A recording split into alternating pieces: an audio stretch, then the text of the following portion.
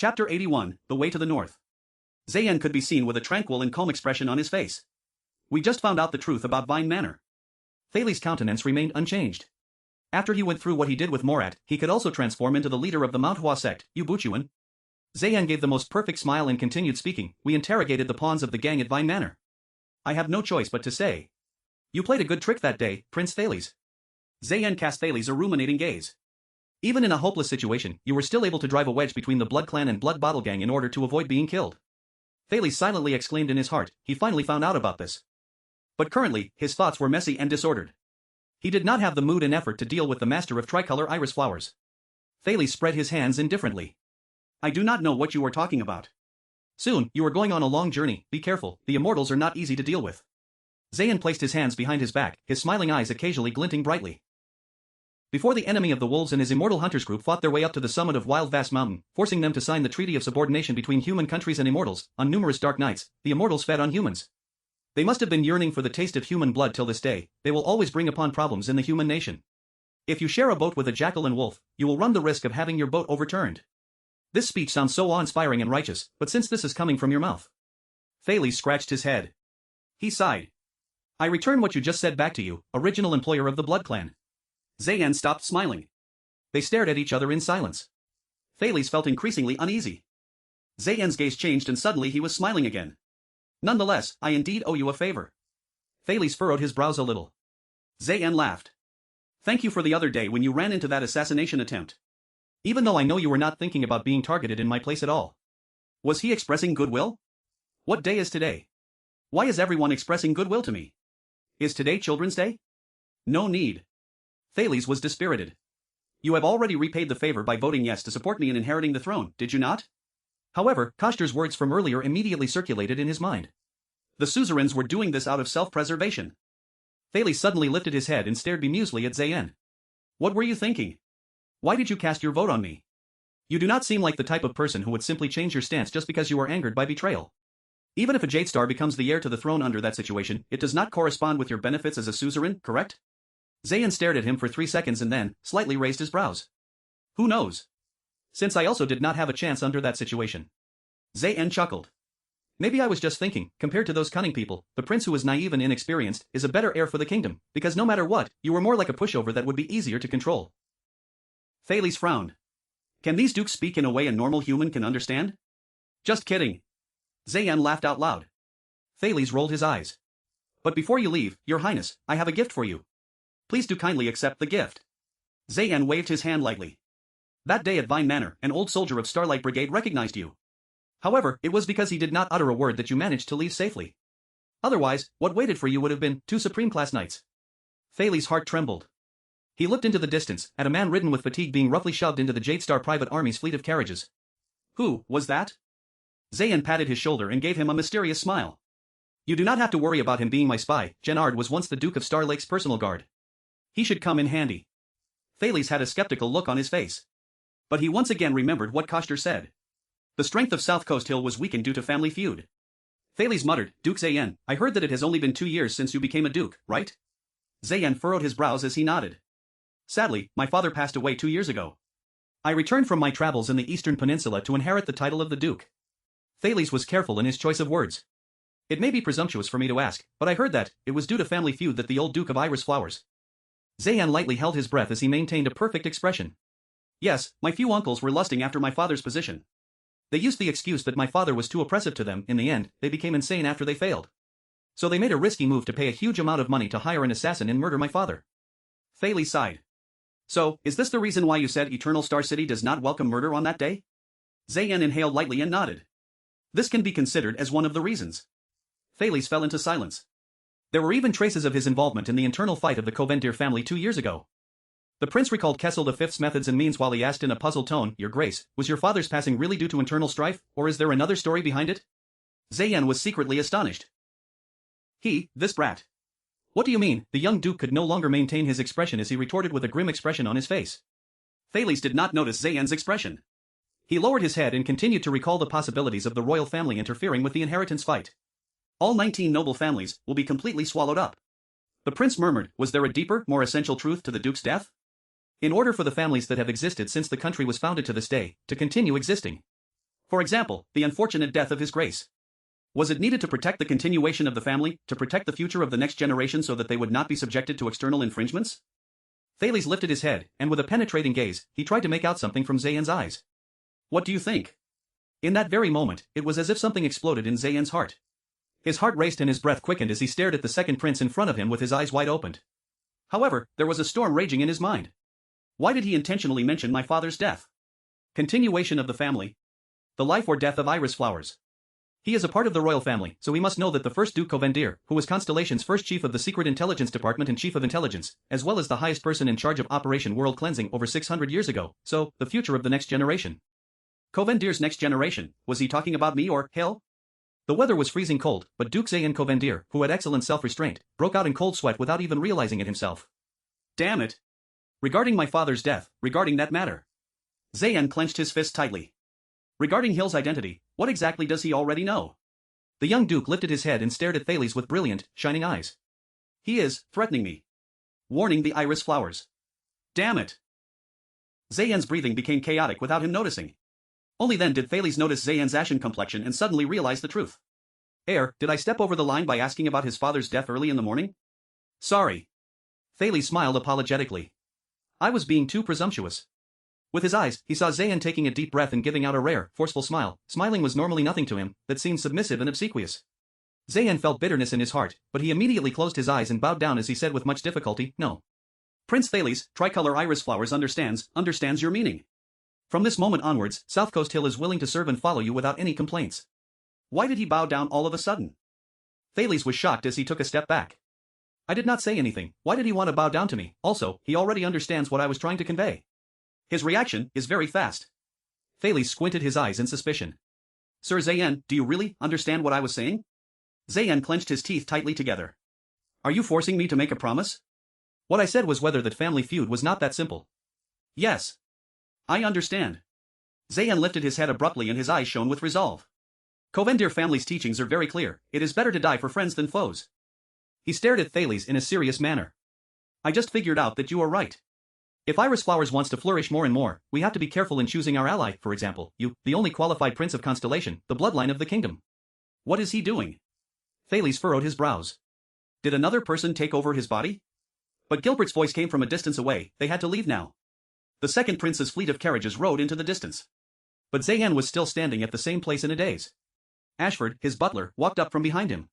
He was just about to say something before Zayan stopped him by lifting up his hand abruptly. He only took action when the fleet of carriages disappeared into a remote distance. Zayan was breathing unevenly when he nodded. All right, even a vampire's hearing is useless against such a distance. Ashford furrowed his brows a little. There was something slightly wrong with his master. Did you manage to get anything? Ashford asked carefully. Zayan scrunched his brows tightly together as he nodded out of habit. When I asked about the matter regarding the Blood Clan, he instinctively verified it. The vampires are indeed on the journey with them. Zayan let out a long sigh before he murmured, he is indeed bold and fearless. Ashford replied respectfully, then we will just act according to our original plan, inform Blood Bottle Gang and start destroying his reputation. No. Zayan lifted his head with a determined gaze in his eyes. There was even a hint of resolve in them. Zayan glanced at the direction of the fleet of carriages carrying Thales as he squinted his eyes and made a decision. No one can harm Hill. No one. Not even the kingdom's bloodline. Zayan Covendir, the young Jade City Mayor, Guardian Duke of South Coast Hill, the master of Constellation's 6 great clans tricolor iris flowers, whispered to the butler beside him, send word. Ashford raised his eyebrows. Which side? Ashford asked softly. Zayan closed his eyes and took a deep breath before he slowly exhaled. That side, Zayan quietly said. Ashford did not utter another word. He was waiting for the final confirmation from his master. Zayan's voice came through with much difficulty. You know which part to send those words to. Even though Ashford had doubts in his heart, he immediately understood what his master meant as he was good in observing others' speech and behavioral patterns. The old butler nodded and bowed before he left. After a long while, Zayan opened his eyes. He mumbled to himself, the Prince of Constellation, whom I voted for, you carry the fate of the 2 kingdoms on your back. You will decide whether we will have war or peace. At least, within the kingdom, probably none of Constellation's suzerains dare to endanger your life, right? This is probably what everyone is thinking. Just let it remain that way then. The carriage of the second prince arrived at the northern city gate. From afar, Thales saw the piece of vacant land that the guards cleared. It was separated from the crowd, who came to watch the event. The Supreme King of Constellation, Kessel Jadestar, was standing in the middle of the 3 dukes as he silently looked over at Thales' side. I will send you off here, Your Highness. Gilbert stood at his original place and said in a sentimental tone. Be careful on your journey there. I will wait respectfully for your return. Thales turned around and looked at Gilbert. If you can only listen to the story of the sorrowful king and the determined royal family, fed to you by the king's partisan, you might as well dig both of your eyes out and only leave your ears to do the job. Thales exhaled. Thank you, Gilbert. Then Thales took a step back and bowed. Thank you, teacher. Gilbert was holding onto his staff when he lowered his head and sighed, but eventually he stopped uttering another word. Thales exhaled. With Poutre and Waia's company, it was better for Ralph to stay in the carriage with his appearance, though he did not know why the lively Ida did not leave the carriage. He walked off the carriage towards his father, who seemed to be a tyrant. The three dukes bowed before him. Thales also returned the greeting respectably. The plump guardian duke of the Eastern Sea, Bob Cullen, was huffing and puffing when he sighed in admiration. Your Highness, although this is unfair to you, I still want to let you know that I am extremely gratified at your courage. Thales nodded absent-mindedly. It is what I ought to do as the Prince of Constellation. Eastern Sea Hill was so terrified they became cowards. Koshter's version of Constellation emerged in his mind. The guardian duke of the Western Desert, the horrible-looking Fakin, has continued with his ridicule.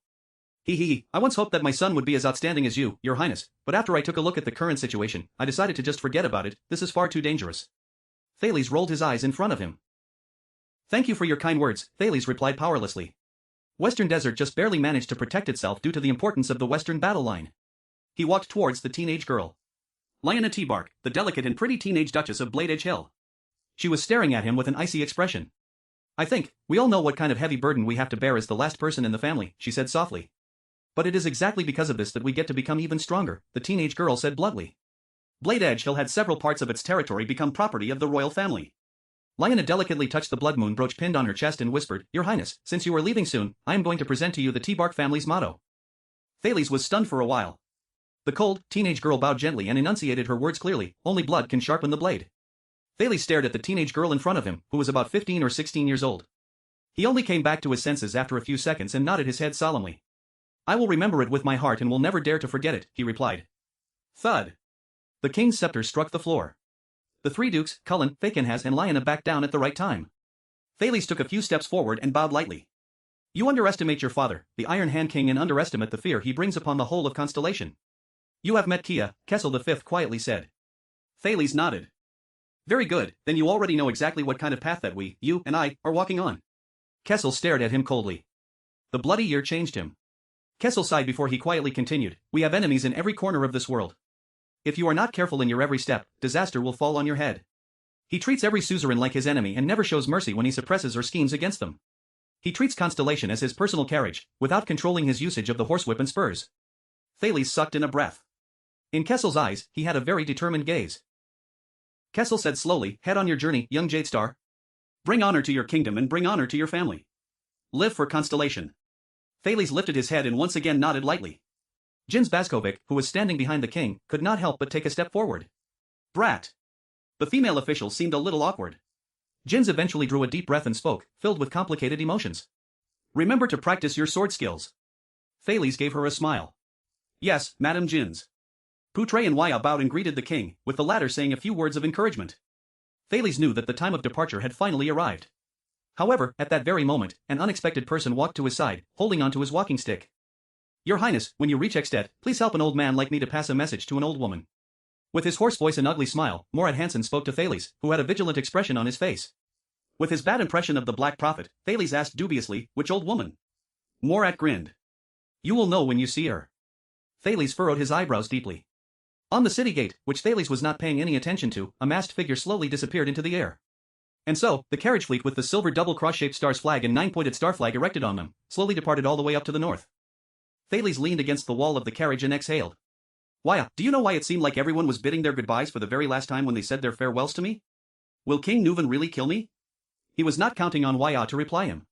However, the second prince's attendant, Waia Queso, who kept staring out of the carriage, gently rose his head. His face was filled with complicated emotions. Your Highness. During my time at the Tower of Eradication, my teacher once told me. The next second, Waia said something that made Thales' eyes brighten up. Until a long time after, Thales would still occasionally think of these words when he could not sleep at night. Waia Queso whispered, treat every goodbye like the final goodbye, and treat every second of your life as though you managed to survive out of luck. That way, we will never waste our life. Chapter 82, The Weeper. Your Highness. You are truly beloved among them. The people did not forget that it was Constellation and the Jade Star royal family that guaranteed them such a bountiful life. The speaker was Baron Lamore. As the suzerain of 4 local villages, his castle stood at the point of intersection between those 4 villages. To the south, the Renaissance Avenue, which was situated in the central territory and was covered in yellow fallen leaves, could be seen. To the north, a panoramic view of the birch tree forest, unique to the northern territory, could be seen. This was the 4th morning of their journey north to Extet. They stopped a few times on their way to restock. If all went well, they would be able to enter the northern territory in the evening and reach Broken Dragon Fortress the following night. Although Baron Lamore was only over 30 years old, he was almost as plump as the old Duke Cullen. The Baron laughed to the point that his eyes could almost not be seen.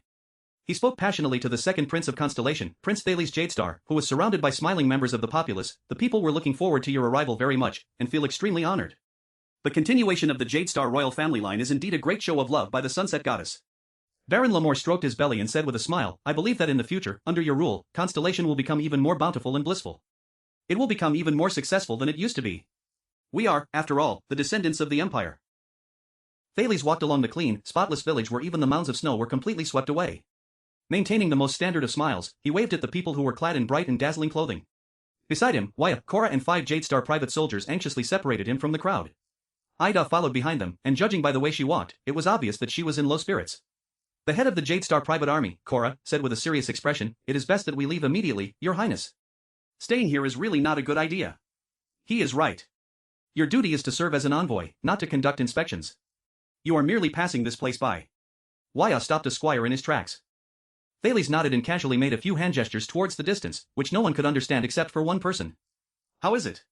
Looking at the prince's hand gestures, Waya furrowed his brows. Displeased, he looked towards the other direction of the village. As expected, Ralph's figure appeared at a secluded place some distance away right at the perfect moment. Racking his brains, he made 2 hand gestures at Thales in reply. At the back.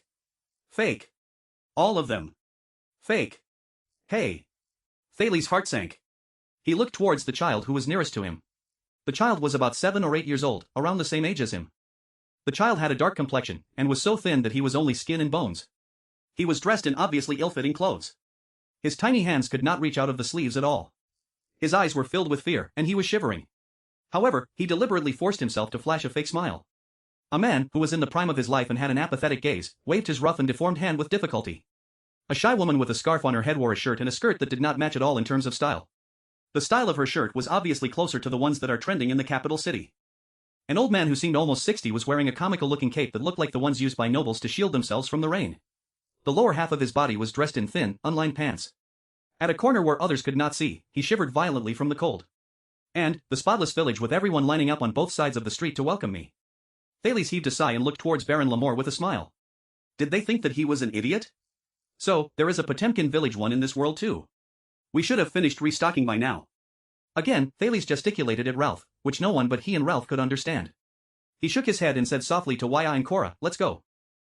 Waya even gave Ralph, who was a distance away and had a profound expression on his face, an angry glare. He then caught up with Thales together with Cora. He was the one who was supposed to be the second prince's attendant. Despite Baron Lamore's reluctance for them to leave, persuasions for them to stay, and his profusely gratuitous farewell, the carriage fleet of Constellation's diplomatic group that was heading north towards Extet prepared to set off. I thought you enjoyed that feeling of being supported by the multitudes. The vice-diplomat of the diplomat group, Lord Poutre, took out a tobacco pipe from somewhere and lit it. It produced a thick cloud of smoke which made people feel uncomfortable even just by looking at it. He puffed from it, and looked at the second prince mockingly. No, I would prefer to enjoy the kind of support that is undeceiving and simple, but is sincere. Smiling, Thales took the water a guard passed to him. And I would rather not watch as they are coerced by their suzerains to wear clothes that were prepared beforehand, force the most deliberate smiles, and tell me lies about their happy lives while lining up on both sides of the street for no reason at all in a village that has been swept beforehand, welcoming a prince that they do not actually like. Thales sighed softly. How many people among them do you reckon are smiling, but are actually full of hatred for me, a prince who suddenly appeared? Not even one. Unexpectedly, Poutre denied his words. If you insist on finding some, it would probably only be that plump baron. Thales raised his brows. Poutre scornfully heaved out a mouthful of smoke. Don't think of yourself as too important, future king. In many people's eyes, the 9-pointed star does not even carry as much weight as an ear of wheat. Wheat can fill their bellies. What can the 9-pointed star do? Oh, there are still perks to it. Poutre chuckled. Take for example, their suzerain fed them a good meal and distributed some unwanted clothes to them so that they can welcome some heir of the 9-pointed star who passed by with some semblance of decency. Thales' expression was grave. Before entering the carriage, he had glanced at this village, which was on the border of the Northern Territory and the Central Territory, for the last time. He could not help but say, this is the intersection point between Renaissance Avenue and the birch tree forest. The specialties of the Northern Territory and goods from the Central Territory both will pass by here. There is no shortage of land and hunting grounds, too. But the people here are still so poverty-stricken. Is it because too much of their pay is embezzled, or is it a problem with the land, or high taxes? Poutre exhaled 2 smoke rings from his nose and said mockingly, let's put it this way. Baron Lamore is one of the vassals under Count Talon. He collects taxes and responds to calls for enlistment on the latter's behalf. At the same time, the Talon family is a distant relative and supporter of the Jadestar royal family. The exact reason why the villagers here are so poor is because the rulers of the territory are too patriotic and loyal to the kingdom. Thales was silent for a while until Waya interrupted his ruminations. Your Highness, that veteran kept refusing to leave. He is now still following us. Waya pointed towards a limping figure behind them and sighed. We have already passed by Talon family's Ice River City. I reckon that the food and supplies he has are not enough for him to journey back to Eternal Star City. Moreover, he does not have clothing that can ward off the cold. The further we go northwards, in my opinion, we can hand him over to that baron. This way, we do not have to worry about him starving to death or dropping dead on the streets. Cora ran his fingers along his red hair. You saw how he was like. I reckon that the veteran is not good at dealing with nobles. And the baron will probably send him straight into the dungeons. Thales shook his head as he watched Gennard's stubborn figure a distance away. And he was, after all, the late Duke John's personal guard. You can say that he is related to the Jadestar family. Thales' gaze sparkled. He thought of the late king's younger brother in the burial room. Starlight God of War, Liberator of Zodra, Duke of Star Lake, John L. K. Jadestar, 613 to 660. Then let's bring him alone. Thales looked towards his vice diplomat in puzzlement. Lord Poutre realized in frustration that the fire in his tobacco pipe had gone out due to the cold again. He fumbled around his pocket in a flurry. Waya sighed, took out a piece of flint and walked forward. In my opinion, to have the willpower to follow us for 3 days and 3 nights on foot, thank you, you are a lifesaver. If he isn't the most loyal follower, he would be the most dangerous enemy. Poutre lit his tobacco pipe and looked towards the end of the carriage fleet, which was where the carriage with coffin was. Scornfully, he said, no matter which one he is, you have a reason to bring him along and place him under your observation and control. There are all sorts of creatures in your disorderly carriage fleet anyway. Thales furrowed his brows, pretending not to have heard Poutre's complaints about having the blood clansmen as travel companions. A loyal follower and a dangerous enemy. I don't feel like risking a bet on any of those 2 possibilities. Poutre sucked in a mouthful of smoke with great force and closed his eyes in satisfaction. It's hard to tell. Sometimes, it is also possible that both apply. Thales rolled his eyes in exasperation. Your Highness, how about that veteran? Waya asked probingly. Thales contemplated for a while. Suddenly, he walked towards the veteran from the Starlight Brigade. Behind him, Ralph quietly followed. Waya was stunned for a moment. He then immediately caught up with the second prince. At the same time, he glanced unhappily at the Phantom Wind follower. After overtaking Ralph, he instinctively took a step forward and became the person closest to the prince. Waya felt that his position as the prince's attendant was seriously threatened by this silver-masked man who could only walk with the help of prosthetics. For example, that sign language that only Ralph and the prince could understand, but not him, even though he was the attendant. Thales shouted from afar, veteran. What is your name? Gennard, who was hugging himself and shivering in the cold, raised his head. Seeing the 9-pointed star embroidered on Thales' clothing, his eyes brightened. He recalled the scene that year, when that lackadaisical, middle-aged Duke walked out of the barracks for the first time, and straight towards him. Duke. Gennard, he said while shivering. Still not willing to give up, are you? Thales narrowed his eyes. However, you know, it is impossible that I will let you follow us. You were sent here by Zayn Covandir, and I do not trust him. Gennard was stunned. He immediately explained, I am not from the same group as they are. I was captured by them, I don't know why they want to send me here either. But it has been 3 days. Why are you following me? Thales cut him off and stared straight at Gennard's face. Give me a reason to believe in you. Gennard stared at Thales in a daze. True. He is, after all, not the Duke. He won't believe in me. If it was the Duke, he would probably have smiled mysteriously and tapped Gennard's shoulder. In an extravagant manner, he would tell Gennard to collect a serving of food and leave after saying a few words, I will be watching you. He would then leave, reassured. However, it was precisely because of this personality that the Duke, the veteran of over 30 years old gritted his teeth and raised his head. When I was brought here, along the way I heard those people bringing me here saying that you were going to Extet to calm down the fury and hatred of the Northlanders with your own life? Thales stared at him and did not say anything. Gennard hugged himself and said while trembling, please let me follow you. Let me follow the 9-pointed star. Thales did not speak. At the point when Gennard was overwhelmed with anxiety, the second prince finally said slowly, I heard that, Thales exhaled, you were once from the Starlight Brigade, and was Duke John's, my grand-uncle's personal guard? Gennard's gaze dimmed. Yes. And I let him down. Thales coldly said, if it is out of loyalty for Star Brigade's comrade-in-arms, you may go back to the capital city and continue serving my father, King Kessel. Gennard's face was covered in dust. As he gasped for breath with difficulty, he looked at Thales. I have served him for 12 years in the capital city, but now, I have nowhere to go. True. That year, when the Starlight Brigade was disbanded, most people followed the captain to Broken Dragon Fortress and had 3 bloody battles with extensions. After the garrison contract was signed, they continued guarding the border of Constellation in the bitter cold. But he did not go. He wanted to stay and continue serving the 9-pointed star and the Jade Star family in the capital city. To atone for his sins. But, Kessel. Gennard thought of his mind-numbing life in the city defense team, which went on for 12 years. He chuckled forlornly. Seeing his expression, Thales heaved a deep sigh. Go and look for Cora, the one with the red hair. Under Gennard's surprised gaze, Thales pouted. Since you are a veteran, ask him to assign a position to you. The diplomat group cannot take in useless people. Shivering, Gennard stared at Thales. The man shuddered violently. 2 streams of tears flowed out uncontrollably from his eyes. Thales was taken aback. This was the type of situation he could not handle the most. He immediately turned and left. This time, Wyatt followed closely. He did not forget to glance at Ralph, but Ralph was staring at the veteran whose eyes were brimming with tears. Another lost person, just like me. Thales walked further and further away. If he was John's personal guard, if he participated in those battles, then he must have lived through the truth of the incidents behind the bloody year. Those truths that I want to know. Thales thought. The second prince entered the carriage without saying anything. The carriage fleet continued its journey, exiting Renaissance Avenue and entering the birch tree forest which was unique to the Northern Territory. The next evening, when the carriage fleet with the double cross-shaped star's flag hung on it finally reached the border of the birch tree forest, snow began falling ceaselessly. Everything around them was becoming silvery white. When they stopped to rest, Wyatt lit a torch from the bonfire started by the guards. He held it close to Thales, who was so cold that he was rubbing his hands. Please pay attention to the temperature, Your Highness. From now onwards, unlike the capital city, snow not melting will become the norm. You came here before? Thales gratefully took the warm torch and emitted a hot puff of air. Wyatt chuckled softly. I didn't just come here before. The Tower of Eradication is situated in the southwestern direction of the intersection point between Extet and Camus Union, within the mountain range at the northern side of the Great Desert. At that time, the Desert War raged violently. The roads in the western desert were obstructed and I could only make a detour through Extet from the Northern Territory to report for duty. Thales' interest and curiosity was piqued. As he was about to inquire further, Poutre walked towards them. This year is a little colder than usual. Broken Dragon Fortress will only be colder than this. Lord Poutre scooped up a handful of the thin layer of snow on the ground. His expression became grim. It is good and bad news at the same time. How so?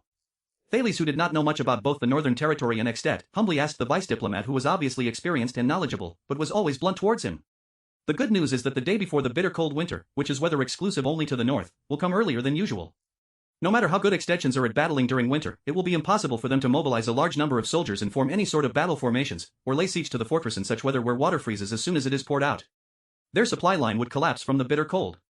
Poutre then said in a contemplative tone, the bad news is, if Lampard wants to take down Broken Dragon Fortress, these 2 days would be his last chance. A chill ran down Thales' spine. Amid Wyatt and Ralph's sullen expressions, Poutre rudely snatched Thales' torch and extinguished it in the snow. Yes, my prince, Broken Dragon Fortress is not far away. If you still intend to prevent the flames of war and not just wander around enjoying the beauty of nature, you'd best hurry up and press onward. At that moment, the cloaked woman and secret protector, Ida, who had been in low spirits all the while, suddenly shuddered violently and sat up. That there's someone, Ida stuttered while dusting off the snow on her body. But she was immediately cut off. Enemy attack. A distance away, a voice yelled loudly and furiously.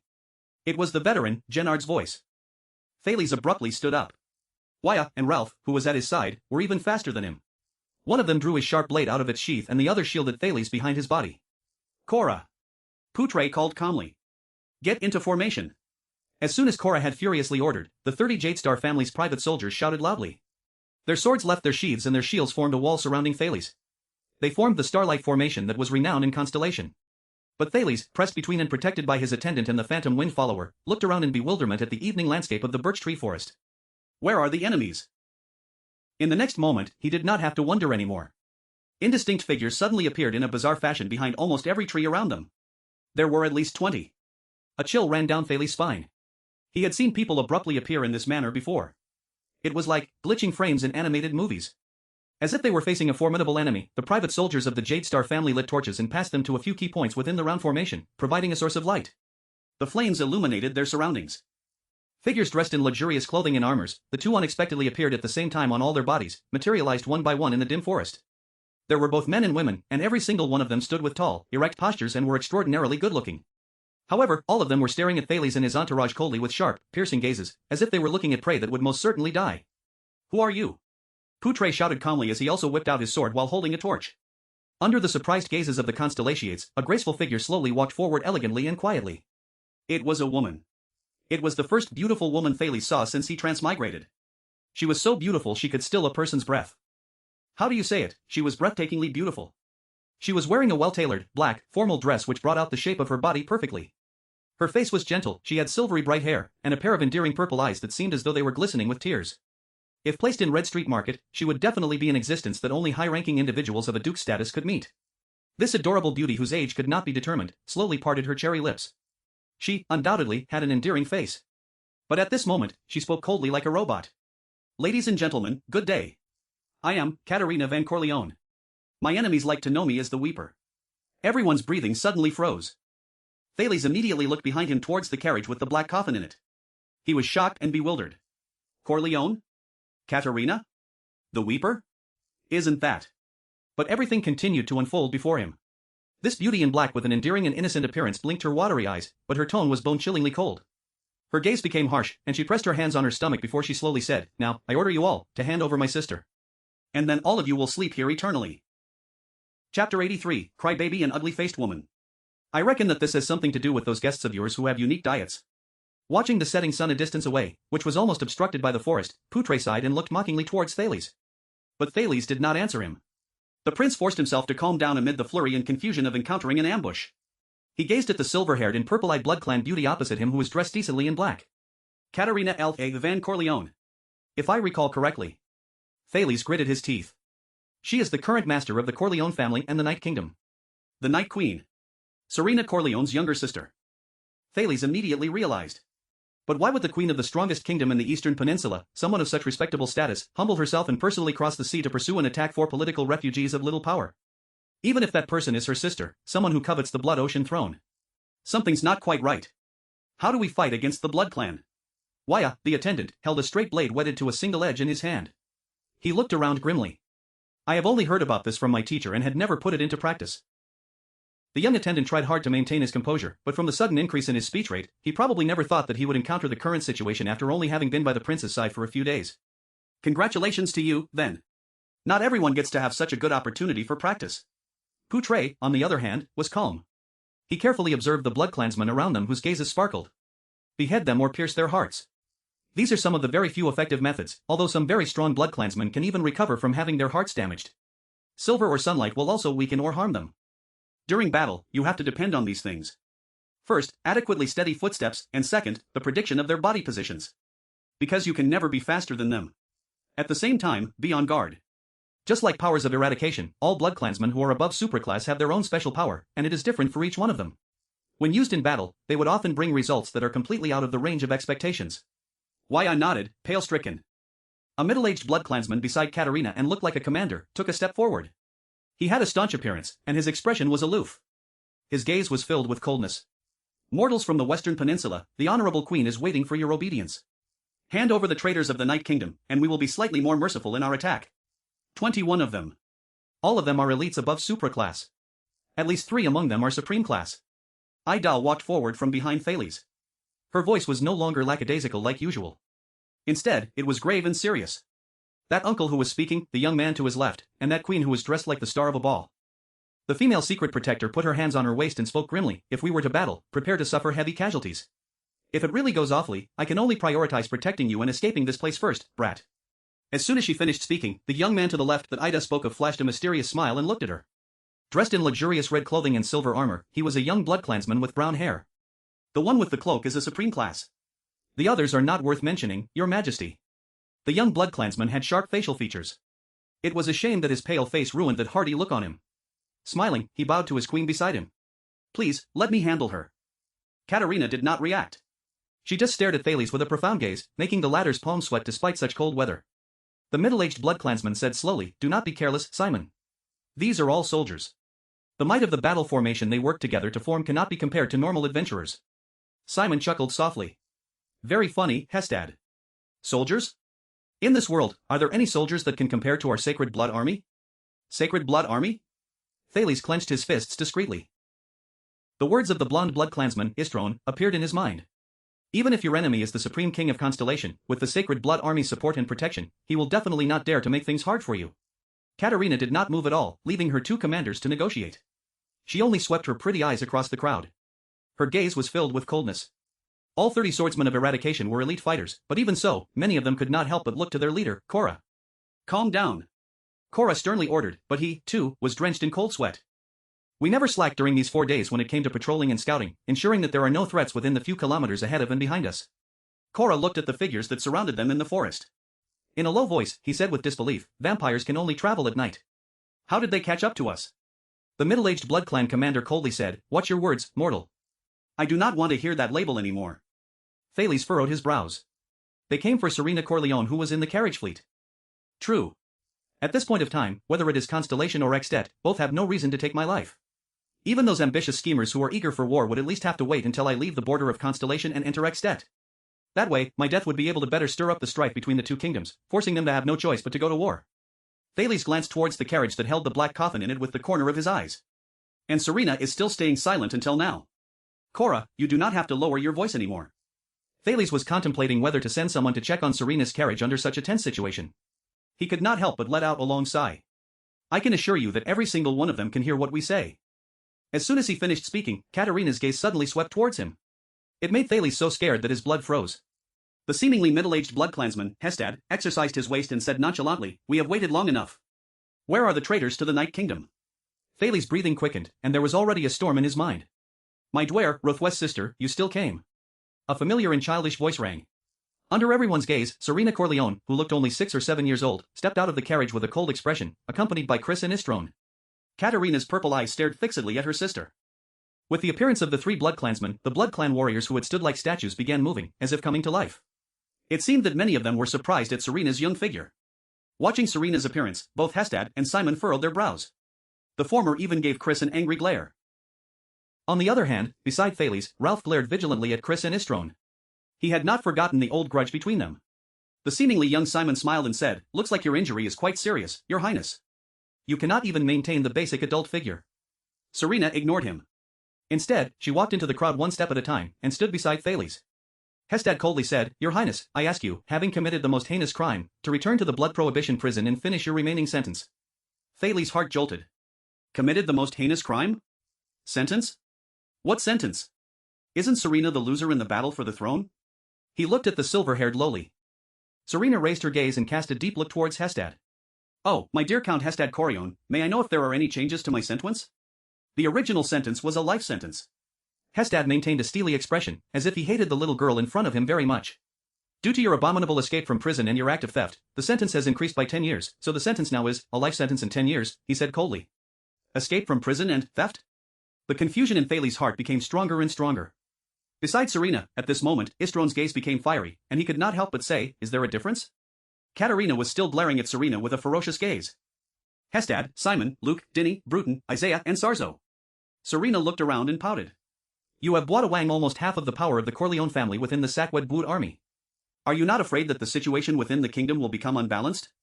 The archdukes from the other 6 families who are waiting for a chance to cause trouble? A look of disgust appeared on her alluring face at that moment, and Katarina said slowly, if I can capture you and bring you back, I will not be scared. Thales sighed sadly. Why is my luck always so horrible? At this point in time, we can only negotiate. What they want the most is Serena, and their biggest disadvantage is that they are in a foreign land. Therefore. However, as per usual, Thales' horrible luck took effect before he could react. Serena scornfully said, humph, crybaby, why don't you give it a try? The expression on Katarina's lovable face immediately became cold. This is not right. Thales furrowed his brows. He turned his head and looked at Serena, is this old witch recklessly and blindly provoking the opponent? In this type of situation, has she gone crazy? A fierce look appeared in Katarina's eyes. Again, her voice became an octave lower, as you wish, ugly-faced woman. This time, it was Serena's turn to change her expression. The next moment, Queen Katarina Corleone raised her dainty chin. Her purple eyes shone with bewitching colors as she surveyed the members of the diplomat group. She gently parted her cherry lips. My chevaliers and knights. Thales shuddered violently. He immediately raised his hand and loudly cried, wait a moment. But a fierce look appeared in Katarina's eyes. That alluring voice called out, harboring the cold intention to kill. Kill them all. Thales just opened his mouth wide. No. Wait. The 3 Supreme-class Blood Clansmen opposite him were still standing in their positions, but the 18 Blood Clan figures around them disappeared behind the groves in the blink of an eye. Starlight formation, prepare to engage. This was Korra's furious roar. Before Thales could shout his remaining words, he was pushed face down onto the snow by Ralph and Waya with one hand each. Their expressions changed drastically. The next moment, Thales, whose face was buried inside the snow, immediately felt that the once quiet birch tree forest suddenly rang with countless explosions, like oil on a hot pan. Numerous sounds of weapons slashing and shields colliding rang out. The sound of flesh being ripped open by sharp claws and the sound of blood spurting out as arteries were ruptured traveled into the air. The heavy sound of bodies falling onto the ground and the dragging sounds of things rubbing against the snow rose into the air. Anxious cries, nervous reminders, indignant roars, and pained cries shot up. The whistling sounds of the Blood Clansmen figures going back and forth. All those sounds reverberated through this sparse forest at the same time. Thales spat out a mouthful of snow. He was lying face down on the snow, then raised his head with gritted teeth amid the panic and anxiety. Swish! Waya's single-edged blade sliced past like a ray of cold light, shimmering in front of Thales' eyes and forcing back a Blood Clansman who had broken in through a gap. Ralph activated his psionic ability in a great show of cooperation. Strong wind billowed ceaselessly and blew the enemy far away. Ida's figure leapt through the air, and the Blood Clansman's head immediately flew off. However, this was only the scene beside Thales. Under the protection of the people surrounding him, Thales turned his head and looked around. His pupils immediately dilated. At other places, the Jadestar family's private soldiers were facing the danger of complete annihilation. Blood splashing, severed limbs falling off, heads flying off. The soldiers' blades were dyed red. Bodies fell on the ground helplessly. Soldiers were dragged out of the defense line by the Blood Clansmen. No, Thales opened his eyes wide. It was not that he had never witnessed battle, but this was the fastest he had ever witnessed of one side dominating the battle so quickly in this chaotic fight. In more than 10 seconds after they engaged in battle, among the 30 members of the Jadestar Private Army's battle formation, 8 or 9 people had already fallen. The Blood Clan warriors' figures continuously appeared and disappeared in the air. Every time they moved, it signified the execution of an extremely dangerous attack. Too fast, careful, calm down. Tear. Ah, my hand. Clang. The top of your head, watch out for the top of your head. Bang. This is, right in front, Ding, clang. There on the left. Clink clank. Swoosh. Damn. Quickly, drag him back. Bang. He can't be saved already, watch out for your back. Clang. No. Don't you dare. Korra was at the forefront, defending the formation. He formed a rounded formation with the soldiers flanking him. Gritting his teeth, he swung his sword at a Blood Clansman who suddenly appeared. However, the blade of the sword only cut through the air and did nothing. He roared at the top of his lungs, loud and angry, hold your shields properly and stabilize the defense line. Be careful of the attacks aimed at the top of your heads. But it was useless. A soldier beside Korra held out his shield and blocked an attack for Korra. At the same time, however, sharp claws appeared from the other side and swiped at him swiftly, scratching the soldier's throat open. Blood splattered out. Korra could only roar furiously to no avail, with a heart full of discontent and indignation. Jadestar family's private soldiers tried their best to maintain the Starlight formation. They originally intended to control the Blood Clan warriors, whose movements were like those of a phantom and had astonishing speed, through perfect coordination in battle. However, ironically, in this battle, the ones who cooperated the best were the Blood Clansmen. There were 18 Blood Clansmen, 18 figures comprised of both men and women. They were systematically divided into 6 groups and attacked the Jadestar Private Army's Starlight formation from 6 directions. One person would feint an attack while another created a disturbance. There the third person who waited patiently for the right moment would deliver the fatal blow, ripping out throats or chopping down heads. If the first person was accidentally hit by the sword and got injured, that person would immediately switch positions with the second person. The second person also frequently exchanged duties with the third person. They maintained the continuity of their attacks and did not relent at all, putting huge pressure on the defense line at every moment. Not a single Blood Clansman hesitated, said too much, backed away, or paused in their movements. Thales thought fearfully, compared to the blood slaves we encountered in whom could not reason nor cooperate at all, these are, the true elite warriors in the Blood Clan, the scared Blood Army? Only supreme-class elites like Chris and Ida can hold their ground in this chaotic fight, and even kill some of them. The cries of another soldier rose into the air. No. This cannot continue. Why? Why was her order to kill us all? Why was it not hand Serena over instead? Thales turned towards Serena and said angrily, we could have solved it through negotiations. However, Serena only stared back at him coldly. What she said was to kill us all. The casualties among the soldiers were still increasing. When he saw Jadestar family's private soldiers fall one by one, Thales' blood froze. However, at the moment when more and more casualties appeared, a furious roar blasted from out of nowhere. Chapter 84. The situation took a turn for the worst. Abandon your shields. Many warriors stared bemusedly at the person who gave the command. It was Gennard, that former soldier of Starlight Brigade. Believe me. Starlight Brigade had also once fought against the mercenaries of the Grand Banquet Hill. Gennard yelled at the top of his lungs while fighting at close quarters. The old soldier of Starlight Brigade could be heard using a voice louder than Korra as he roared, "Give up on Starlight Formation and abandon your shields. Stay close to each other. Stick your legs to the closest person to you and do not look at it with your eyes. Hold your sword with both hands and strike at the direction of the tremors. Do not use up all your strength in striking, and also, ensure the flexibility of your attack." Korra turned around and looked at Gennard in confusion. While he hesitated, another soldier had his abdomen torn apart. Do not hesitate and act according to his instruction. The old butler of the Blood Clan, Chris Corleone, took down a Blood Clan warrior in midair. He had a deep wound on his side where his flesh was clawed out by another warrior. Despite that, he still wanted to tear out the other party's heart, regardless of the warrior's furious cries. He could be heard saying coldly, "You are facing an army with the least number of people, but the richest experience in this world. The Sacred Blood Army. Many of them have already fought a few hundred years worth of battles. The old, classic battle formation is not useful in this situation." "Alright." Korra was still hesitant, but Poutre blocked off a blow with much difficulty as he angrily roared, "We are going to be all dead in a minute anyway, just listen to that fellow for once." Dong! Dong! Dang! Jadestar's private soldiers threw down their shields and placed their legs against each other's, just as Gennard had instructed. They held their swords with both hands and regrouped once again to form their formation, no longer believing in the sights they saw. The result was instant. The casualties were immediately reduced. The Blood Clan's swift phantom attack used by groups of 3 could not exhibit its previous effect after the Jadestar soldiers had a more stable battle formation. The soldiers were also more flexible after they abandoned their shields. In contrast, Jadestar's private soldiers started to attack more effectively as they struck back, relying on what they sensed through the vibrations instead of relying upon their visions. Simon furrowed his brows from afar. They have an experienced soldier with them. Hestad stared intently at Chris' figure. Also, do not forget about Chris. That fellow was once a part of the Sacred Blood Army. It is time for us to attack. Simon turned to his queen. We already have 4 casualties. No, fighting is one thing, but war is another. Katarina shook her head while she remained expressionless. Even a Supreme Class expert may not be able to remain entirely unharmed in a chaotic battle with over 50 people. We still have to deal with those 2 Supreme Class fellows. I would rather be a little more conservative. Also, there is no need to waste your strength. After all, we are stepping on strange land. Katarina muttered, besides, we have to protect that thing all the way back to the Eastern Peninsula. The relatives of Grand Banquet Hill have been drooling over it for a very long time. Thales breathed a sigh of relief after seeing that the surrounding battle was not as devastating as before. However, Serena, who was beside him, suddenly tugged on the corner of his shirt. You want to stop this Batwe, White? Serena smiled mysteriously. Serena pointed at Katarina, who was a distance away from them.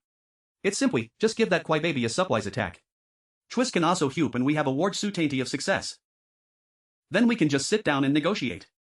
Thales was huffing and puffing when he glanced at Serena before switching his gaze onto Katarina. Save our surrounded allies by attacking the home base of the besiegers?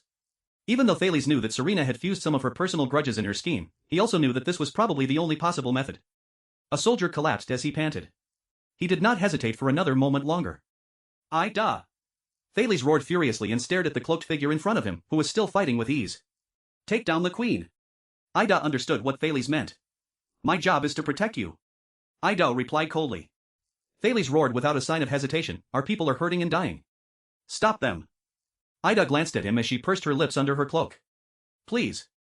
Thales stared intently at his Supreme Class protector. Ida snorted lightly. Within the next second, the secret protector could be seen pulling out a skillfully crafted machete from underneath her cloak. With the help of a birch tree beside her, she leapt into the air. Then, she flew towards Katarina. The exquisite machete drew brilliant patterns with its blade. As though it could tell the future like those fortune tellers and prophets, it struck 3 of the Blood Clan warriors who came forward to intercept her path. Ida broke through the obstacles and continued to charge towards Katarina. However, one strong arm appeared out of nowhere and seized Ida's right shoulder. Madam! Simon, who suddenly appeared, laughed joyfully. You are my. Yet, before he could finish speaking, he felt Ida's shoulder sinking before she immediately broke away from his grip. Simon's expression changed. Such nimbleness. Before he could finish his thought, the cloaked secret protector somersaulted in the air and held onto Simon's arms, while she flipped with agility onto his shoulders. There was not enough time for Simon to be startled. He turned around at lightning speed and attacked with both of his claws as his body moved in a flash. However, Ida's body was twisting and moving like a flexible, boneless snake. Even with all his strength, Simon only managed to grasp air. Ida stepped onto Simon's shoulder and borrowed his strength while he was turning to leap into the air effortlessly. Then, as if she was just passing through obstacles, she headed towards Katarina without difficulty. Simon's expression turned extremely dark. Someone had passed him by, and he had not been able to stop her even for a second. Even Katarina furrowed her brows when she saw Ida's set of movements. Her nimbleness was definitely out of the ordinary. The second supreme level expert. Hestad Corleone had a serious expression on his face when he appeared in front of Ida. That cloak, she may not be an ordinary supreme-class fighter, he thought. However, regardless of how nimble the person was, before the blood mist projected by the blood image dance, Hestad let out a grim laugh as her body started to become blurry. However, his facial expression immediately changed the next moment.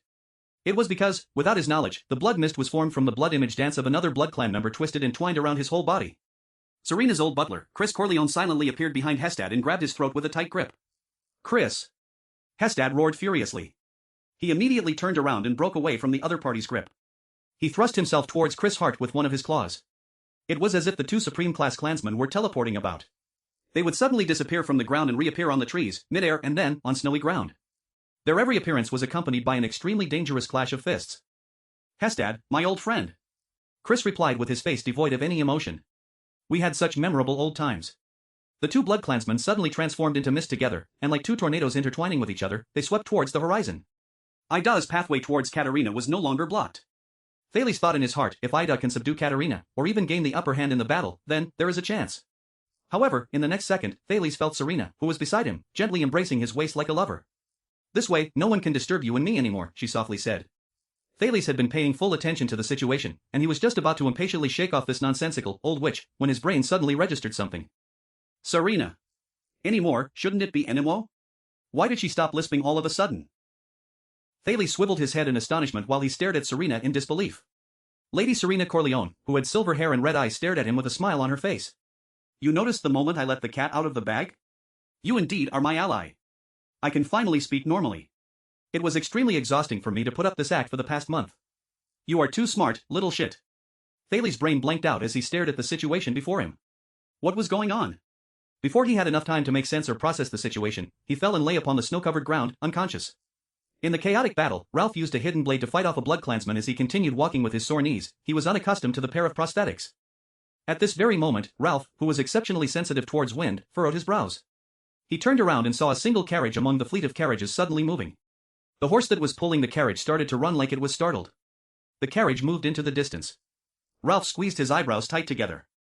He recognized that it was Serena's carriage. What is going on? He turned his head around, wanting to inform the other people. But he immediately came to realize that he was mute. Ralph sighed helplessly. At this very moment, a strange, round ball suddenly fell out from Mr. Corleone's sleeve in the midst of the chaotic battle. The rolling ball was covered with strange patterns and characters. Poutre, who had good eyesight, noticed the ball. His expression became extremely sour. Everyone, get down. Everyone was momentarily startled. Poutre angrily roared, it is a wizard's alchemy ball. Only Yaya's expression changed drastically. He subconsciously wanted to throw himself on Thales. He turned his head around but he could not see Thales' figure in the chaos. Where is the prince? Extreme worry rose from the bottom of his heart. The next moment, a violent light and explosion spread out from the center of that ball. When Thales woke up, he found himself on a speeding carriage. He immediately recognized that it was Serena's carriage. The carriage was loaded with a black coffin. This was due to the fact that he was leaning against that folded black coffin. Thales struggled to lift his head up, but he found that his hands were tied together behind his back. The prince stared at the front section of the carriage in bewilderment. Serena Corleone was holding a horsewhip at the front, and she smiled at Thales creepily. What is going on? Thales questioned her in surprise and fury. Do not worry, my ally. On the other side of the carriage, Serena, who had ulterior motives, was smiling as she stared at him. The most wonderful part is just about to start. It is time to reverse the situation. The young girl, who appeared to be about 6 or 7 years old, grinned. My road to regain my position. Suddenly, her expression changed as she spat unhappily. They are so fast in catching up. As expected of the grudge-harboring crybaby. What? Thales was still trying to make sense of everything in front of him. Thud. As if the roof of the carriage was ruthlessly smashed by someone, the whole carriage suddenly shook. Thales swayed so much due to the vibrations that he toppled over. However, an even stronger vibration shook the carriage after that. This is? Thales stared out of the carriage, shocked and confused. The horizon became more visible as the sun continued to set. Bam! The carriage suddenly hit against a birch tree and overturned on the snow-covered ground. The collision caused the dizzy Thales to be bruised all over the place as he fell inside the carriage. He shook his head and clenched his teeth while he struggled against the rope, which tied his hands together. He could not reach JC's dagger at the side of his waist. Like a caterpillar in the damaged carriage, he tried to wiggle his way out. You have gone too far. What sort of enmity do you have with these two horses? Serena's childish voice made its way into his ears not too far away. Thales flipped himself out of the carriage with strenuous effort and fell onto the snowy ground. He was immediately lifted up by a strong hand. Thales raised his head and saw that Rolana was the one who grabbed him. She stood beside Serena and stared into the opposite direction like she was facing a formidable enemy. There stood Queen Katerina Corleone, the Night Queen, the Weeper. She was staring at the three of them with a frosty expression on her face. You can never escape even if you cause chaos. With your current injured and unrecovered power, you are simply not my match. This farce is over. Hand over the Dark Knight Black Coffin and come back with me. Katerina's gaze was sharp as she stared at her older sister, who appeared as if she was just 6 or 7 years old. Her face was full of enmity and hatred. Continue to atone for your horrible and ugly past. Horrible and ugly past? Thales looked at the adorable Serena, who was still blinking as coldness crept upon his heart. What is horrible and ugly? What past? Oh, I do not know what crime I committed. Serena did not seem worried at all as she giggled. I only ever do the right thing. The right thing? Katerina repeated Serena's words without any emotions reflected on her face. However, Thales could feel that the Night Queen's mood became even worse. For the first time, the cold Katerina had hatred and burning anger radiating from her eyes. Is that so? This is what you think after spending 200 years sitting locked up in the blood prohibition prison? The patricide, Serena Corleone. Chapter 85, The Blood Clan's True Form, 1. Under the setting sun, a suffocating, dark veil of fog floated around the place in a spot somewhere in the snow-covered land. Ida performed a cartwheel and somersaulted continuously in the air before she eventually landed on the ground. Hey, you saw the explosion just now too. The people from both sides were scattered by the explosion. There's fog in the area as well. Watching the thick black fog that filled the whole sky, she raised her exquisite machete, which was engraved with beautiful patterns, in dissatisfaction and yelled loudly to the direction behind her. Can you all not be so annoying? Let's return to our respective homes, can we? A figure appeared in a flash, bringing along the fog around him. The Supreme-class BloodClansman, Simon Corleone, emerged from the air. His face was filled with coldness. He said in a deep voice, sure. But before that, someone among us must fall first. The seemingly young BloodClansman disappeared in the blink of an eye. Ida stomped her foot in irritation, swinging out her machete in one swift motion, like flowing water. The blade of the machete clashed against sharp claws. Cling. Clang. Cling. Clang. Bang. Within a second, 5 sparks shot up into the air. Ida asked furiously, do you not understand human language? All I did was somersault over your head. The secret protector elegantly performed a forward flip, as if she was performing a splendid dance, and dodged the BloodClansman's attack. But the wind roared. Utilizing his absolute advantage when it came to speed, the BloodClansman caught up with Ida's dreamlike movements. Somersaulted over my head? You just insulted a BloodClansman's honor. Please wash off this humiliation you have caused with your blood. Simon's face was filled with murderous desire as he appeared in front of Ida. Ida sighed, so you're another extremist who was doing things for the sake of honor, dignity, and some other nonsense. She massaged her neck, exercised the joints in her entire body and spoke in resignation. All right, with my experience, I will have to get rid of you first before I can leave. Fury burned in Simon's eyes. It seems that it is very hard for you to understand this kind of fixation, woman. Forget about the fixation of a powerful person. You have neither the dignity nor the pride of a powerful person. How exactly did you get to supreme class? Cut the crap. Ida exhaled beneath her cloak and threw her machete towards the sky, nonchalantly catching it with her other hand. Reveal your true form, you blood-sucking little shit, Ida laughed softly as she spoke. Simon's expression changed, overlooking the fact the Ida called him a little shit. The seemingly young BloodClan Count said coldly, who would have thought that you would know about the BloodClan's true form? It seems that you have encountered supreme-class BloodClansmen in the past. Ida raised her exquisite machete and her lips curled up into a confident smile. Oomph, inaccurate. To be specific, I slaughtered supreme-class BloodClansmen before. Simon's pupils contracted. Ida whistled and kept smiling as she spoke, they were even in their true forms. 2 of them. The moment she finished talking, Simon roared furiously. In the blink of an eye, his claws produced countless after-images, sealing off all possible escape routes from all directions around Ida. Die. Within the fight, which could not be seen clearly with the naked eye, the clash between metal and sharp claws produced loud crashing sounds. It then merged into one massive sound. Boom. It occurred together with a blinding light. Ida grunted. As for Simon, he roared in pain. The 2 figures separated from each other in the air and landed on the ground. Who would have thought that this blade was blessed by the sunset goddess? Simon's expression was cold. He looked at his claws which sizzled with white smoke, as if they were being burned. He clenched his fists tightly, gathering the blood in his entire body to his hands. Worn skin fell off and new flesh grew. The injury was swiftly healed. Simon then raised his head and looked in the direction across himself. There, the cloak that covered Ida's head and face had been torn apart down the middle and fell on both sides of her head, revealing her appearance fully. Upon seeing her appearance clearly, Simon's entire body shuddered. He was slightly stupefied at first, then he threw his head back and laughed loudly. I was wondering how it was possible that such an elite would be among mortals. It turns out that you are not a human after all. The young BloodClansman stared at Ida. He stared at her intricate face, smooth profile, silver irises, hair that was almost pure white, and the pair of sharp ears that swayed slightly. Ida stared back at him coldly. Simon's hands changed form once more into claws, with a degree of sharpness comparable to divine weapons. You are not a mortal, and neither are you an immortal. He flashed a hideous smile. However, there was extreme wariness in his heart. You are an eternal being, an elf. In the forest, shrouded in fog, a voice called out to him. It was his teacher. Be careful, Waya, be careful. Your power of eradication is not a classical power that has been tested by our predecessors over a long period of time. It is a modern product, and it has not even been 100 years since its appearance. After an unfortunate rebellion, the Tower of Eradication gained new enemies. The Scions were aware that to fight against this type of enemy, we need to reform our powers. We had to reform our powers of eradication which had originated from the Northland military sword style. They were then developed from the legacy of knights who had incorporated the fighting techniques of various races like the Netanises, the Crimson Earthlings, and the Far Easterners. And finally, the powers became fully formed during the Battle of Eradication.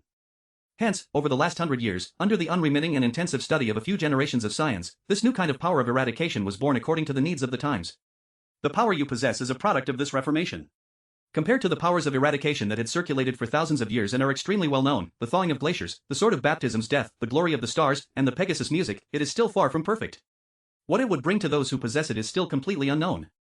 However, just like what the Far Easterner Uniro, Saint Among Swords, said 400 years ago, even if there are 10,000 types of changes, it will not stray from the origin of the sword. It is the same with your power. Wyakeso opened his eyes swiftly. He instinctively struggled up from the snowy ground. His forehead was bleeding. Looking at the fog that covered the sky in the forest, where directions could not be determined, he shook his dizzy head vigorously. Not far from him, a figure got up from the snow and pounced quickly towards him. Waya subconsciously grappled for the single-edged, straight sword beside his body. He turned around and swung his sword, forcefully deflecting the sharp claws. Clang! The sword and the claws clashed against each other and sparks flew everywhere. Under the massive impact, Waya staggered a few steps back with gritted teeth. He maintained his balance with all his might. His opponent from the Blood Clan, whose clothing and armor were torn, cracked a smile. His left hand also began transforming into sharp claws. As a mortal, you are very strong. However, we are not the cowardly Blood Clansmen from the Western Peninsula. The moment he finished talking, he disappeared from sight. Waya's pupils contracted. Recalling Putre's warning, he resisted the urge to run and dodge. Instead, he predicted his opponent's next attack. I must predict where my opponent can deliver the most fatal blow from a position that is hard to dodge based on the opponent's position. And if he really attacks from this position, how am I going to react to it? The Blood Clansman's determined laughter rang in the air. Rare, indeed. To possess such skills, and a power of eradication at this age, you are one of the seeds of the Tower of Eradication, are you not? Waya's heart jolted. The Blood Clansman's sharp claws appeared on the left side of his throat. I can feel it. Waya, prepared for the attack, did not even think and swung his sword at a perfect angle. It chopped off both of the Blood Clansman's arms. Success! But at the moment, when Waya's mood became better, he felt a brutal surge of coldness in his left shoulder and the left side of his chest. Rip! Waya staggered 3 steps backwards in disbelief. He felt massive pain in the left side of his body. Impossible. Gritting his teeth, Waya stared at the large amount of blood on his left shoulder and the left side of his ribs, as well as the scratches that ran so deep his bones could be seen. There was no doubt that I cut his arms off. Waya felt a surge of dizziness. Swaying, he took a step back and placed his left hand on a birch tree to support himself. However, the wound on his left side was affected by his movements and he was in so much pain that he was drenched in cold sweat. Not a bad reaction. But has the mortal who was with you not taught you? The Blood Clansman's figure reappeared before him, licking the dripping blood off his right claw. He chuckled softly. All Blood Clansmen who are above superclass have their own special ability. Why, as a seed from the Tower of Eradication, are you not prepared to face the Blood Clan's abilities? Special ability? Seeing his opponent's arms still intact, Waya sighed. This damned vampire. So, he is able to disregard my strike? Do you want to know my ability? Watching the panting Waya, the Blood Clansman's lips curled up into a confident smile. Waya furrowed his brows. What sort of power is it? Then, I will tell you, ha ha ha ha. He had only spoken halfway before the Blood Clansman suddenly began laughing joyfully. How would I possibly tell you? Do you think that I am an antagonist from those novels about knights? Those who say a whole load of nonsense and even explain to you how I fig. Before the Blood Clansman finished uttering the word fight, his sharp claws appeared before Waya's eyes again. Damn! He talked so much just to draw my attention? Rip! Roaring furiously, Waya swung his sword. But because he was too slow, the Blood Clansman tore a massive wound on his back again. Waya panted heavily. His sword had swung towards the Blood Clansman's head, but the only thing he managed to cut was the air. What on earth is his ability? Why is he able to disregard my sword attack? The Blood Clansman appeared again and said coldly, the final blow, the next one will be the final blow. Feeling the massive pain in his body, Waya shut his eyes with effort. Aren't you going back there to take a look? Chris tore down a piece of ruined clothing from his body and revealed sturdy muscles that did not go with his face, which was as gaunt as a dead person's. Seeing the fog that covered the sky, he coldly said to Hestad, who was in front of him, "No need. This is the alchemy ball, which is made primarily based on fog, sound, and light." Hestad took off his left shoulder armor, which had been destroyed in the battle just now. With his full concentration on Chris, he replied, "It is obvious that your mistress is playing some dirty trick again. However, I am very confident in her majesty. Comparatively, I am more worried for you, old friend." Hestad took a step forward and looked at Chris. "I am greatly honored." Without giving any impression of weakness, Chris also took a step forward. Both of them stood facing each other. A few seconds later. "Do you still remember the first time we fought against each other?" Hestad asked in a sentimental tone. "Of course, how can I possibly forget?" Chris answered coldly. "True, at that time, you were the lieutenant general of a brigade in the last empire, Chris Tamalinka." Hestad inhaled deeply. "And I was a small chief of the Seal tribe, Hestad Shura. You stood on that side, and I stood on this side. Due to some incomprehensible reason, we desperately charged at each other, unheedful to our own fates." "It is worth remembering indeed," Hestad said sentimentally. "Worth remembering?" Chris shook his head and snorted coldly. "I beg to differ. Those nightmarish years, they changed everyone. Including you and me, including our ruler." Hestad knew that the ruler Chris spoke of was not Serena, neither was it Katerina. He was referring to that massive and terrifying black shadow under the pair of wings that appeared at night. He raised his head, and their gazes met. But in the end, those years were meaningful. Hestad sighed. Those years, during the Battle of Eradication. The next moment, both of them simultaneously opened their ferocious mouths filled with fangs and roared furiously. While expanding, their blood and flesh changed color, shape and metamorphosed. Huge bat-like wings broke through their skin and emerged from their backs. There were sharp bony spurs on them. The wings spread out abruptly. The skin on their bodies fell off piece by piece. The layer of solid skin-like substance that appeared on the muscles below their skin turned dark. They rapidly changed shape. No, they started growing. Their tragus stood tall, their mouths and noses attained a ferocious appearance, their eyes turned blood red, their fangs became fearsome, their joints became thorns, and the claws on their fingers turned sharp. The two supreme-class blood clansmen, who had lived for countless years, transformed into terrifying monsters spoken of in legends. They spread their wings and charged at each other while howling. Chapter 86, Blood Clan's True Form, 2. To his surprise, the blood clansman found Waya shutting his eyes tightly. Is he waiting for his death already? It seems that there is no way for me to discover his power now. The young attendant sighed quietly. He had only one solution left.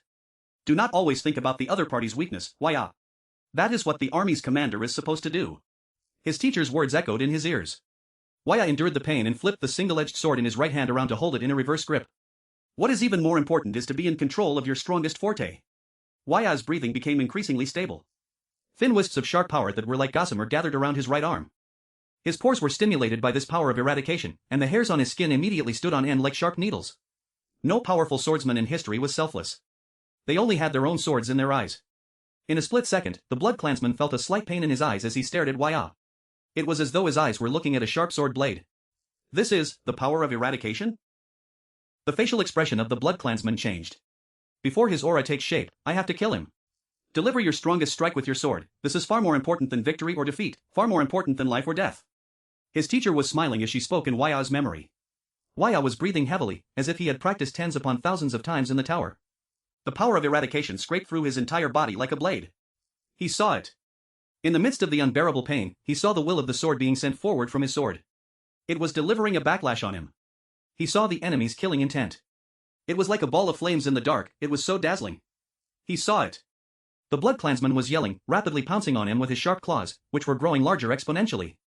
Go to hell, sword-wielding mortal creature.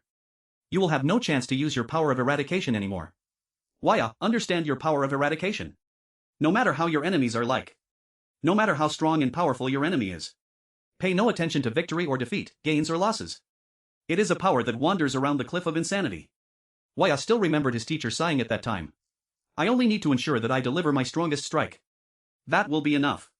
It also has a name that is not very auspicious. She held up her sword and carved a few words in the air. The blood clansman laughed sinisterly and charged towards his side in a split second. It was over. The edge of no return, the teacher said desolately. Waya then swiftly opened his eyes. He had already swung the sword in his hand outwards. There was no return for a sword that had been swung. Its sharpness was unmatched. Rip! Blood gushed out. Waya knelt down in pain. The blood clansman scratched the clothing on Waya's right shoulder into smithereens, and the pieces of clothing fell onto the floor. The blood clansman stared in confusion at his own claw. I did not kill him? Why? Did I miss? However, he soon knew the answer to that. The Blood Clansman's whole body was trembling. He carefully looked at his arms and he saw a line of blood appearing on them. No. This is impossible. With my power, it is impossible for him to be able to cut me. Thump. The parts below both of his upper arms fell onto the ground. They were sliced cleanly off. The Blood Clansman widened his mouth in shock. This degree of sharpness? He lifted his head up and looked at the single-edged sword. It is obviously just a normal sword. Why? Then, a line of blood appeared across his chest. It was at the same level where his arms were cut off. Thud. A blunt noise was heard. His upper body was separated from his torso and it fell to the ground. The cut was flat and smooth. Why? The Blood Clansman thought in despair.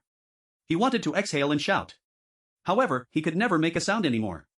A black heart that distinctively belonged to those of the Blood Clan was separated into two, with one part in the upper body and another in the lower body. The separated heart weakly throbbed twice in both the upper and lower body parts.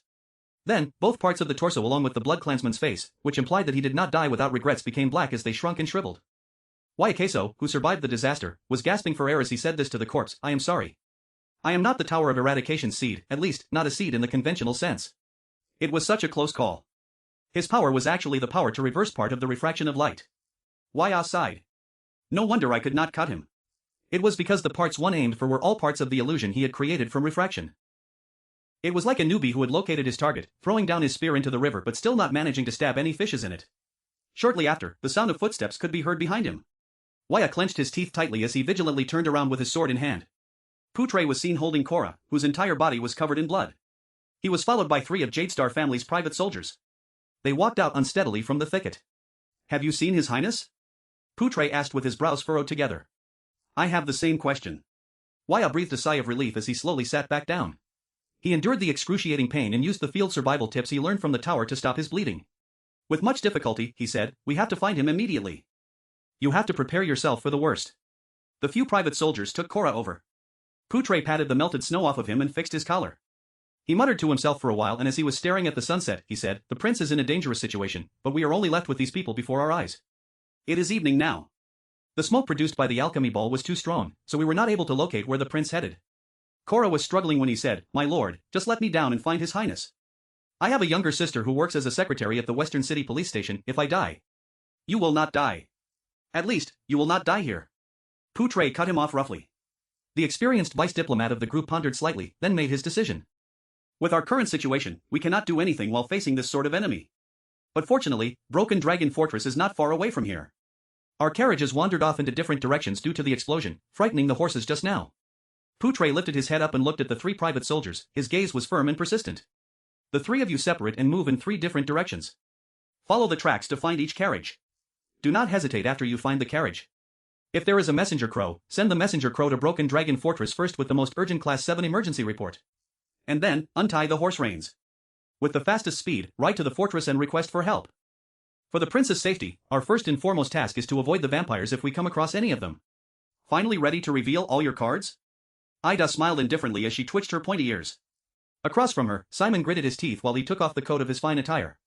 He coldly said, underestimating the opponent is the first step towards death, let alone an opponent like you, who is an eternal being.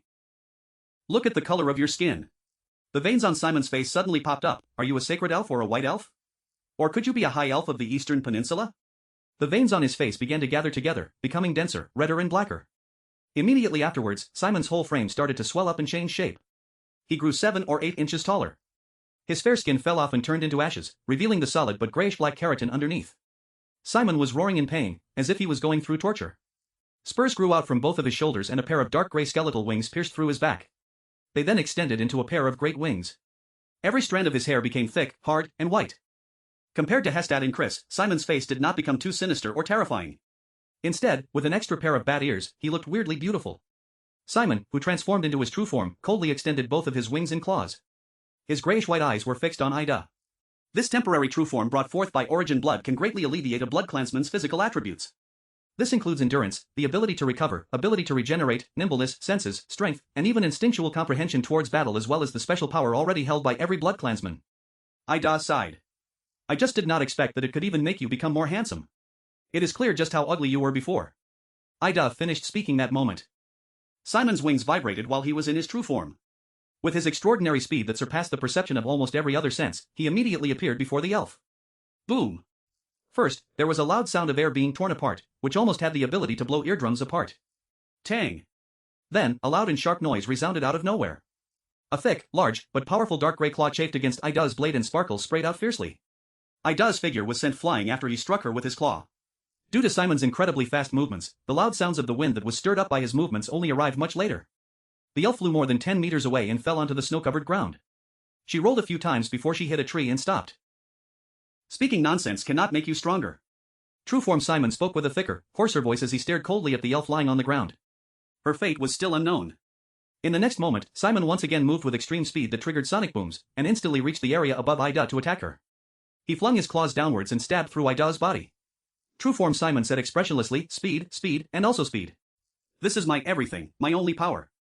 Before Estrone Corleone rose to supreme class and transformed into his true form, there was no one who could match up to his speed in the entire Night Kingdom. It surpassed the speed of sound. Not even the former King Lori could match his speed. Looking sullen, he raised up his huge claw to lift up Ida's cloak and a section of a branch. However, his expression changed. He realized something. He then immediately turned around and activated his extreme speed, bringing up the loud sounds of the wind in his wake. But at the exact moment he turned around, an exquisite elf machete stabbed straight into the left side of his chest. It seemed as if Simon who was the one who moved his chest to the spot in front of the blade. Simon stared in disbelief at the machete that pierced through his heart in his chest. After that, he stared at the pretty and delicate elf beside him. She was bearing quite a large portion of her skin since she was only wearing a set of exquisite crystal drop armor. I do not understand. True form Simon sighed. There is only one thing that can defeat speed. Ida coldly drew out her machete and turned around in a dashing manner. And that is perfect prediction. Simon knelt down on both of his knees. No. Simon's body returned to normal. He appeared discouraged and defeated. It is impossible. There is no such thing as perfect prediction in this world. Simon stared intently at her. Ida also stared back at him for a really long time. Finally, the elf sighed, admitting defeat in the staring contest. It is very rare that I get a chance to act cool. Do not expose me that fast. Yes, I do not know how to predict at all. The previous time I managed to dodge was not because of how nimble I am either. Ida pouted and said with dissatisfaction, it was due to me being 100% sure of your next move. Simon was alarmed. Next move, 100%, how does she do it? However, he could only fall to the floor weakly with his mouth wide opened. Ida pulled back her cloak and her expression suddenly changed. She smacked her forehead, as if she just remembered something. She put on a long face as she furrowed her brows and mumbled, am I still supposed to protect that brat? Patricide? Thales' brain was blank as he stared at Serena. The second prince recalled what she said during their first encounter. My crybaby little sister, Katerina, illegally seized the white eye and hewed it from my father, the Nightwing King. She usurped the Blue Ocean throne. No. If that is the case. Can someone explain to me what happened?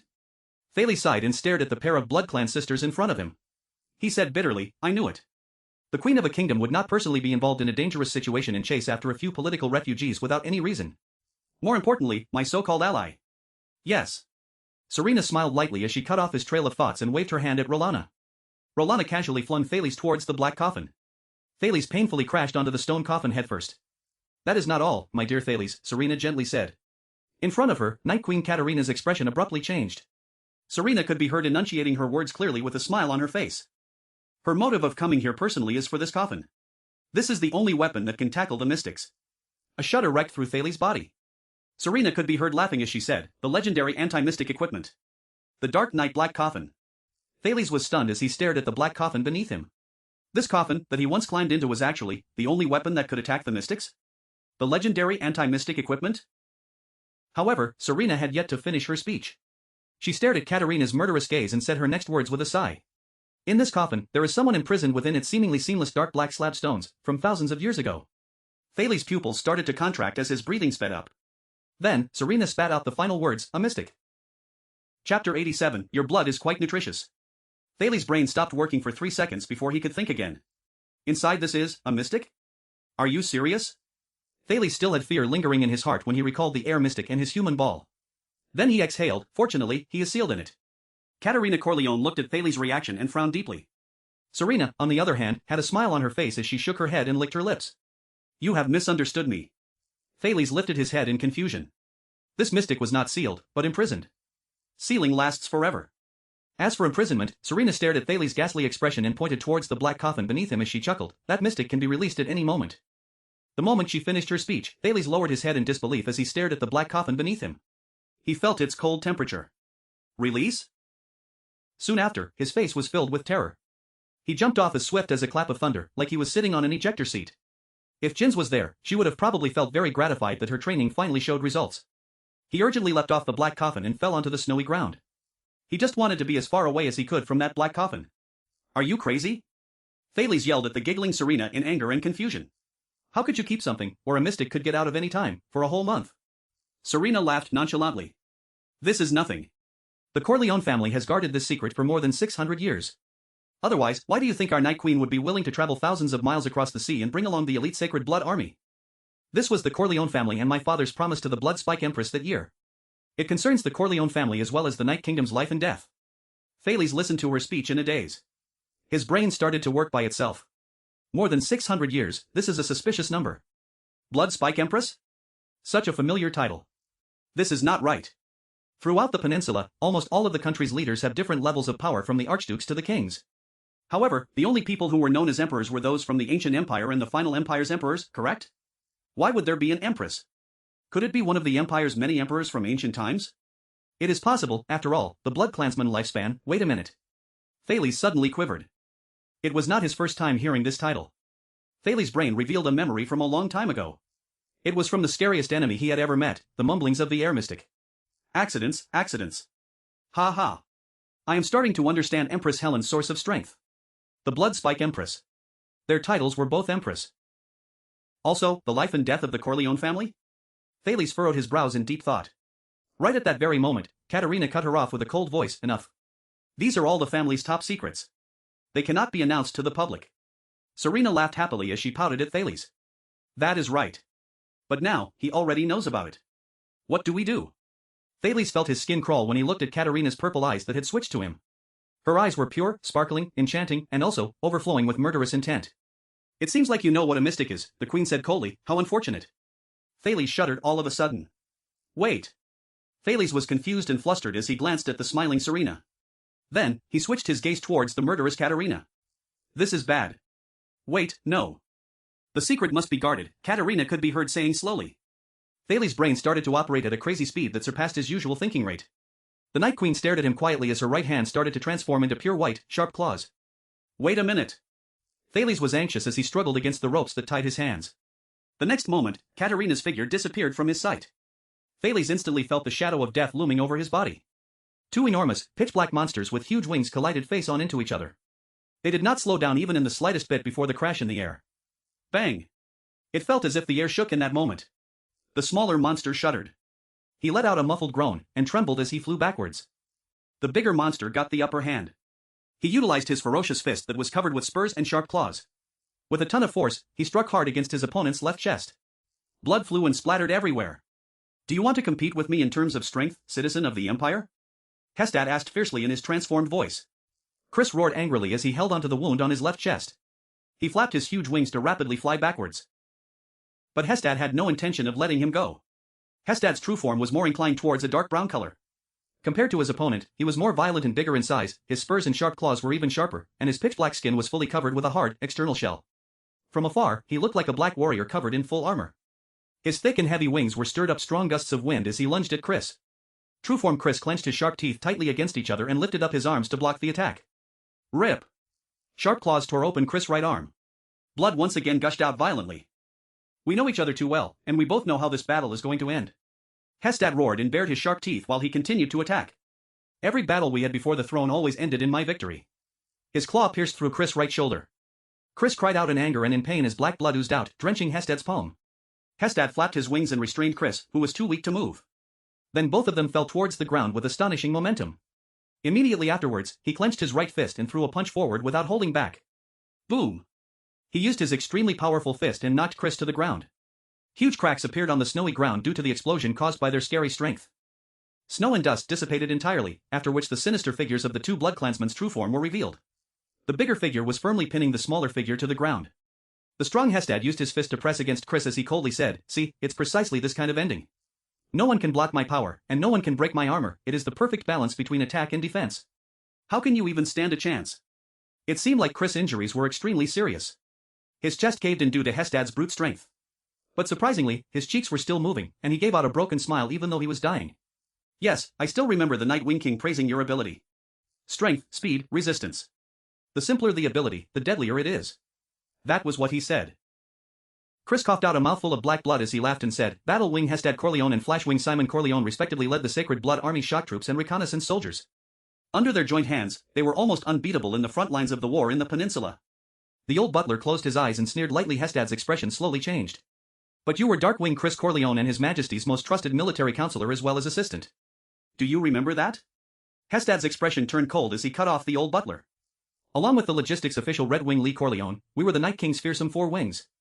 Our name intimidated every country in the Eastern Peninsula. Hestad clenched his teeth and trembled as he looked at Chris. His eyes were filled with hatred. 300 years ago, we were His Majesty's strongest wings. We followed him over the Sea of Eradication and went on an expedition on the other side of the world. During that era, we owned the Sea of Eradication's East Bank and 20% of Eternal Oil's rations, as well as 15% of the Eastern Peninsula's crystal drop ore. Grand Banquet Hill's 5 clans would send in letters every single month in hopes to maintain their status and join the Nightwing King's troops.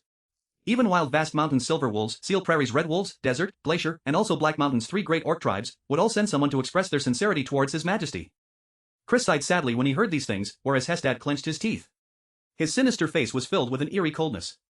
During the Peninsular War, even the two extremes of the Eastern Peninsula, naming Nox Dynasty and Hanbol, did not recklessly overlook Night Kingdom and how powerful His Majesty was. They looked upon him as the supreme commander of the allied armies while they curried his favor and fear. We once worked as one and crushed Extet's main forces along with their pride into pieces at Arundi Castle. His Majesty personally took the King of Wrath's head. Back in the day, we tore the dwarfs' armors apart and turned their weapons into scrap metal. We also trapped the Sacred Tree Kingdom's elf army in Beacon Illumination City. At Arundi Castle, we killed all of the reinforcements from Constellation and Camus until not a single one of them was left. Chris, whose chest had caved in from the strike earlier, was strenuously gasping for air as he closed his eyes tightly. At Prestige Orchid Snowland, all of us gathered behind His Majesty's flag, with Chara, Kaplan and also my dear, the 3 most outstanding heroes of the Western Peninsula, or even the entire human history. We launched the world's most magnificent battle, the final battle of historical poetry after the Battle of Eradication. From the Battle of Eradication, the start of that hellish battlefield, until the eve of the Fourth Peninsular War, we had always fought together with His Majesty, for an entire 400 years. Chris lowered his head and sighed. Hestad's red pupils were flaming with rage and hatred. But you damned citizen of the Empire, you betrayed the Corleone family after His Majesty's death. How dare you? Chris Corleone. Without His Majesty granting you your rebirth, your last name, and your power, you would have only been a small lieutenant general of the final empire. You would be waiting for your death with your eyes closed in a pile of dead people. Chris Tamil Linka. Without His Majesty, you are nothing. How dare you betray him and surrender to the murderer who killed His Majesty? How dare you? The 2 sinister bloodclansmen in their true forms were panting harshly as they remained silent for a while. At this moment, Chris, who was lying on the ground, suddenly coughed up a mouthful of blood and he involuntarily laughed. Ah, since you mentioned that tyrant, there is one point that you still do not know. Chris licked the blood at the corner of his lips and lifted up his pitch-black head. His expression was full of derision. Do you know why the Nightwing King always yelled stop when you got the upper hand every time we fought? Hestad brought his opponent closer to his sinister face and laughed. His Majesty feared that a loser like you would be crushed by my fist? No. Chris' expression became solemn. He was afraid that if we continued fighting, you would be killed by me. Hestad was momentarily stunned. He then opened his bloody mouth and laughed loudly with his abnormally robust true-form voice. Kill me? How? With your special corrosive power? He lifted up his palm that was covered with Chris blood. Your strongly acidic blood is very effective in dealing with others. But unfortunately, it can never corrode my true-form armor. This is an absolute foolproof defense. Chris was restrained by Hestad. He did not reply and only laughed. A cold chill suddenly ran down Hestad's spine. What is going on? What cards does he have in his hands exactly? Nonetheless, Hestad still clenched his fist and aimed at Chris' head. A few hundred years of army life made Hestad Corleone decide not to hesitate over his old affection towards his comrade. He was prepared to completely take Chris' life.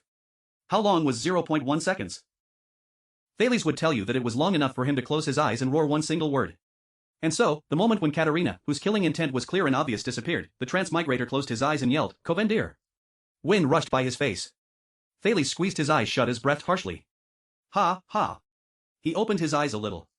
Katarina's black and scary sharp claws could be seen an inch away from his face. What did you say? Katarina narrowed her enchanting, beautiful eyes as she slowly spoke. I managed to escape from this disaster. Thales was panting uncontrollably as he asked in nervousness, was it Kovendir? Was it Zayn Kovendir who told you the news that Serena was in the fleet of carriages? You know quite a lot. Katarina snorted lightly as she spread out her sharp claws. In that case, you should be dead even more. Thales saw his own life flash before his eyes and he felt his skin crawl. He could not manage to care about his intonation as he immediately blurted out the words he had just finished thinking about. He did so in one breath, fluently, and without any pauses in between. Surely he did not tell you that this fleet is actually an important diplomat group from Constellation. This fleet is heading to Xdet, and within this group there is Constellation's only heir. After you kill me you will get yourself into a huge pile of problems, am I right? After Thales finished blurting out these words in one single breath, he continued to pant. He was drenched in sweat as he collapsed and sat down. Katerina widened her purple eyes, implying that she was shaken. Jade Star royal family, heir, was it not, 12 years ago, she mumbled to herself, but immediately figured out something. The Night Queen slowly retracted her sharp claws. Clap. A round of applause could be heard beside them. As expected of my ally. Serena, who had been watching for a long time, was clapping with enthusiasm. She was smiling happily. However, Prince Thales, how are you so sure that she is not specifically here to kill you? Katerina's eyes once again became solemn as she turned to the young-looking Serena. In order to ensure my safety, from the second day of the journey onwards, I no longer wore the 9-pointed star insignia or emblem. Oh, by the way, you can find a 9-pointed star brooch in the left pocket of my shirt. Thales sighed. Katerina took out the brooch from his pocket and immediately furrowed her brows together. As for this, Queen, she never revealed any intention of killing somebody. What she said was, kill them all. Even the start of the war was incited by you, Serena. Thales smiled bitterly as he said, I just figured it out, all 20 of you, a team of elites with supreme abilities, whose identities are considered sensitive information, traveled across the sea to be here. Without local forces and support, how could you easily get across the border? The only Constellation noble who has connections with the Corleone family and is able to provide ships that belong in the family can only be the Covendiers. Katerina slowly exhaled when she listened to his words. She looked at the 9-pointed star brooch in her hand with her icy gaze. Damn you, Covendier. The friendship between the Corleone and Covendier family, Bloodfangs and tricolor iris flowers ends here, she slowly said. Thales finally breathed a sigh of relief. It seemed like his life was temporarily secured before this strong and powerful queen.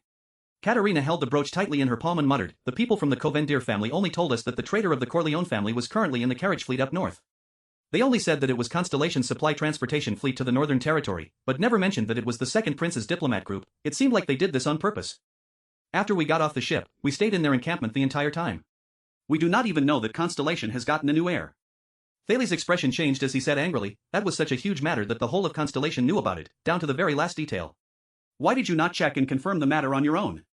However, Katerina did not reply him. She just turned her head sideways and moved her gaze away from him. Eh? Thales was confused for a moment. She seems a bit embarrassed. They have no way to confirm this. Serena was laughing beside them. Katerina's forces and supporters were all in the Sacred Blood Army. She is 100% a military queen. Chris was in charge of the Corleone family and Covendier's interactions, the spies in the Western Peninsula as well as communication channels in the Western Peninsula, but when he suddenly betrayed her and switched to my side. Under Katerina's grim expression, Serena spread her hands happily. Katerina became blind and deaf to every bit of information about Constellation. Thales suddenly came to a realization. That was why you chose to take refuge in Constellation. He immediately thought of something as he turned towards Katerina. Queen Katerina, he used honorifics as he spoke. Zayn, I am referring to Duke Covendier. When did he reveal Serena's whereabouts to you? Katerina stared coldly at him. After a while, she opened her mouth and said, we just reached the Western Peninsula more than a week ago and went into Eternal Star City 6 days ago. Covendier informed us that he found traces of Corleone's traitor at noon 4 days ago. Katerina's face was clouded with gloom, but her appearance that would provoke tender affection from people made her look like an adorable beauty who was currently sulking. Their proviso was, in order to not leak any information and thereby tarnish Iris Flower's reputation. We had to kill everyone who traveled alongside Serena. We had to ensure that not a single person was kept alive, whether they be children or the elderly. Serena's whole frame shuddered. Ah, if I had known earlier that you made this promise, I would not have gone through such trouble. However, she immediately came to a realization. But then, if that supreme-class woman is here, you would probably have no way to kill him either. Thales lowered his head and sighed. When did the Duke of Iris Flowers begin to have a desire to kill him? Even if he acted at this point and was able to draw a clear line with the Corleone family after this incident, he would still leave some traces behind. This would cause more troubles in the future, would it not? Zayn, why did he make this clearly stupid decision? After he tried getting answers from me with a few words during the morning we met, his attitude suddenly became extremely odd. Now that I think about it, he was trying to find Serena's whereabouts. Also, he brought along. Thales' eyes lit up. It is that old soldier, right? Thales lifted his head and slowly asked. Probably, without his knowledge, some sort of tracking device had been planted on him. You do not need to chase after our fleet because Zayn knew that Genard would do his very best to follow me. As for you, you only had to follow this old soldier. You were very far away from me, so no matter how many scouts and sentries my soldiers arranged, they still could not sense your presence. So long as you kept away from the Central Territory and the suzerain of the fortress, whom you could possibly run into every few days, and enter the desolate birch forest, Thales sighed as he concluded, you could start attacking. Katerina's eyes lit up. For a mortal creature, you are very intelligent, and you have quick response, especially for a mortal creature your age. Right, I thought so too. Serena was beaming when she cut into the conversation. However, Katerina and Thales glared at her with an angry gaze at the same time. Serena shrugged helplessly and revealed her tiny fangs. Alright, since I did not accomplish my goal, I have to take matters into my own hands. The next moment, Serena's small hands transformed into red sharp claws as she bared her fangs and pounced on Thales swiftly. Thales shuddered, but both of his hands were tied, so he could only kick the snowy ground with all of his strength to move backwards. Dong! The snow exploded and scattered into the air. The frosty cold snow crashed into Thales' face, and the prickly sensation made him shut his eyes. Thales opened his eyes and saw that Serena's tiny red claws were just a few feet away in front of him. But this time, she was held back tightly by Katerina. Since just now, you were making every possible effort to lure me into killing him, Katerina said coldly, do you still have the delusion of seizing the throne in your heart even though you were already in such a situation? The tiny Serena grinned. What, can I not do so? I am the number 1 candidate to inherit the throne compared to you, number 2. I am still a place above you. Very well, Katerina raised her other hand and said dryly, since I already do not have any hopes of catching you alive anymore. I should directly change my rank into number 1. Katerina shouted furiously, and her sharp claws went straight for Serena's heart. As for Rolana, who was standing beside Serena, she was staring coldly at the situation. There was no sign showing that she intended to interfere with things. Nonetheless, at the very next moment, an incident that made Thales extremely shocked and confused happened. The torso of the young-looking Serena torso visibly inflated as if she had suddenly grown up and all of her clothing tore apart. She transformed into a curvy and sensual-looking, coquettishly beautiful woman. She was almost as tall as Katerina. Her red eyes and silver hair were incomparably enticing. At this moment, this coquettish beauty had an enchanting smile on her face. She held onto Katerina's pure white sharp claws effortlessly. Katerina bared her fangs and roared angrily as she thrust her other set of claws towards Serena. However, it was as if the coquettish beauty had also predicted her attack, and Serena held onto Katerina's hand tightly. Your strength is still so weak, crybaby. The coquettish beauty was shaking with laughter like a sprig with trembling blossoms. Thales was suddenly jolted. Ugly-faced woman, Katerina said with her voice filled with anger and hatred, you natural-born deceiver. You, when did you recover your actual strength?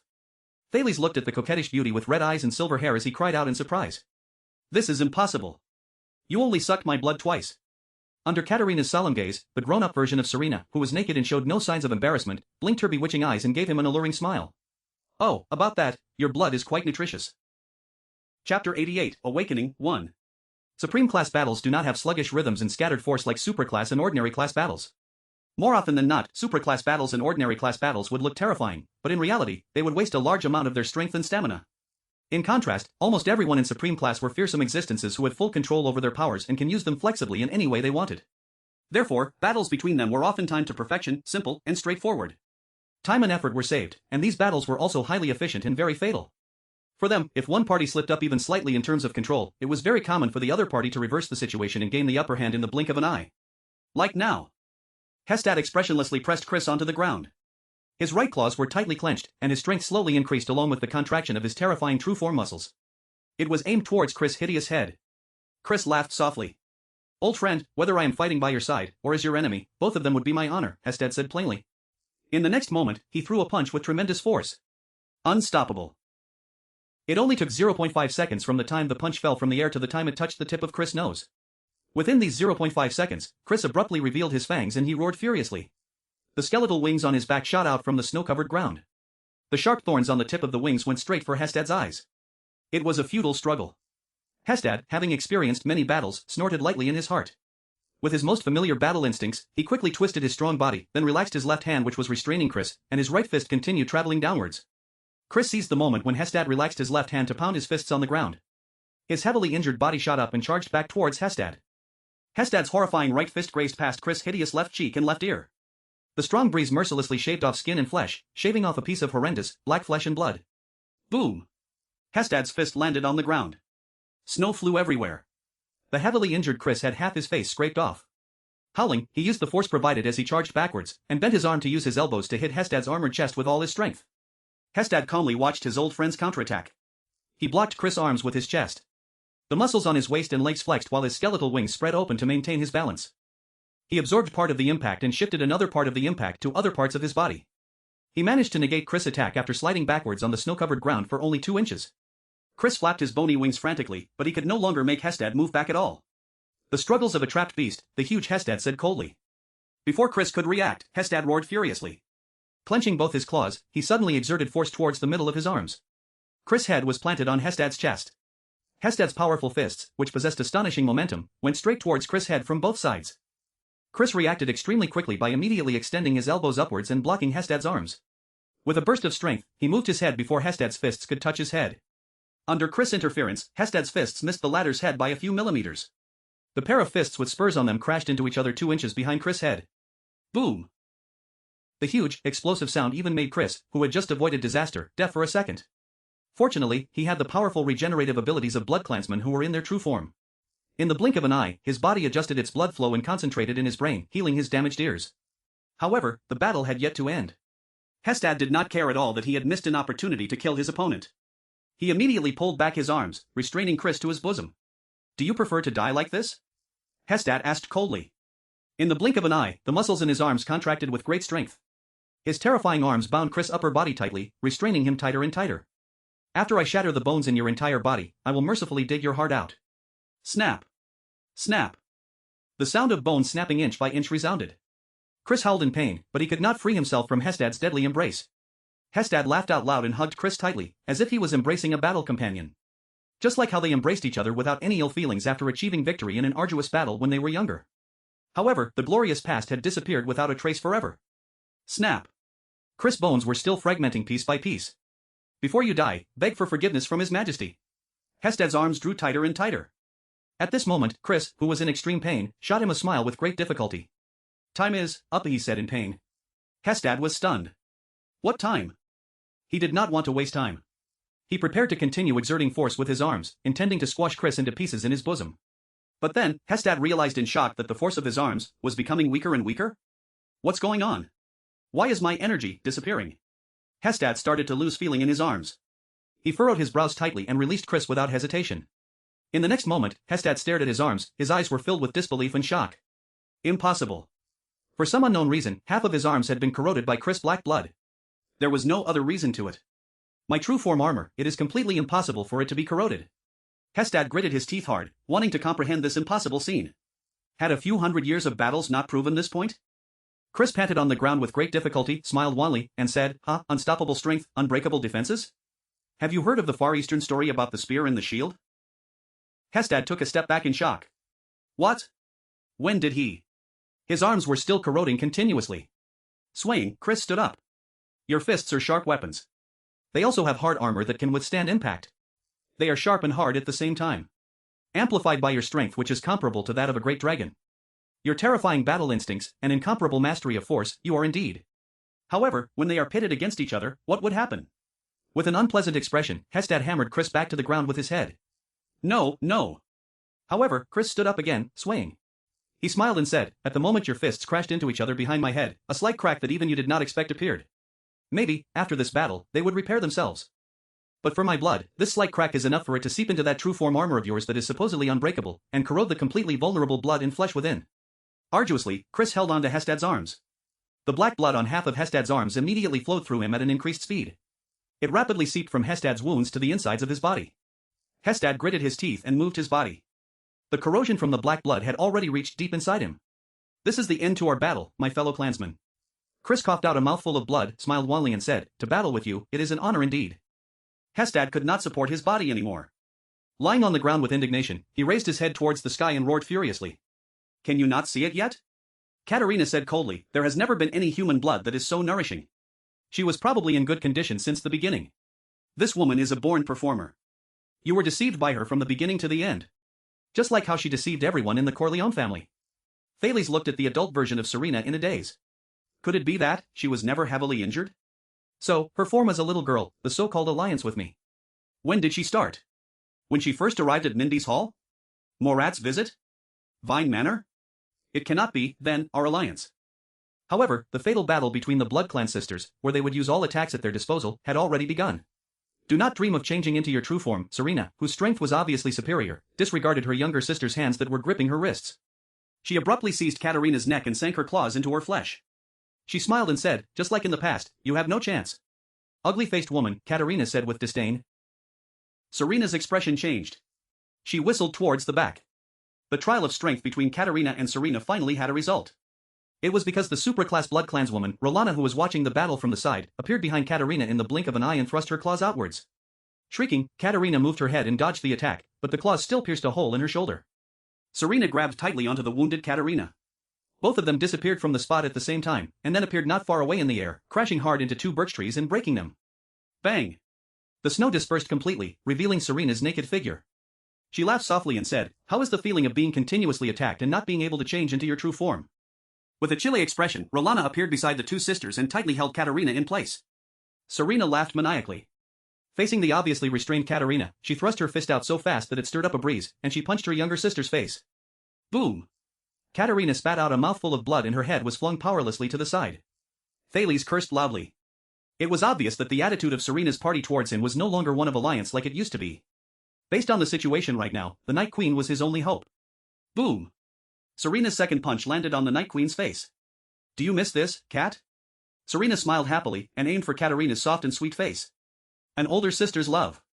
Katerina's gaze brightened. She turned, and with a speed that could not be seen by the naked eye, as well as sharp claws aimed at a sharp angle, she slashed Rolana behind her with ease.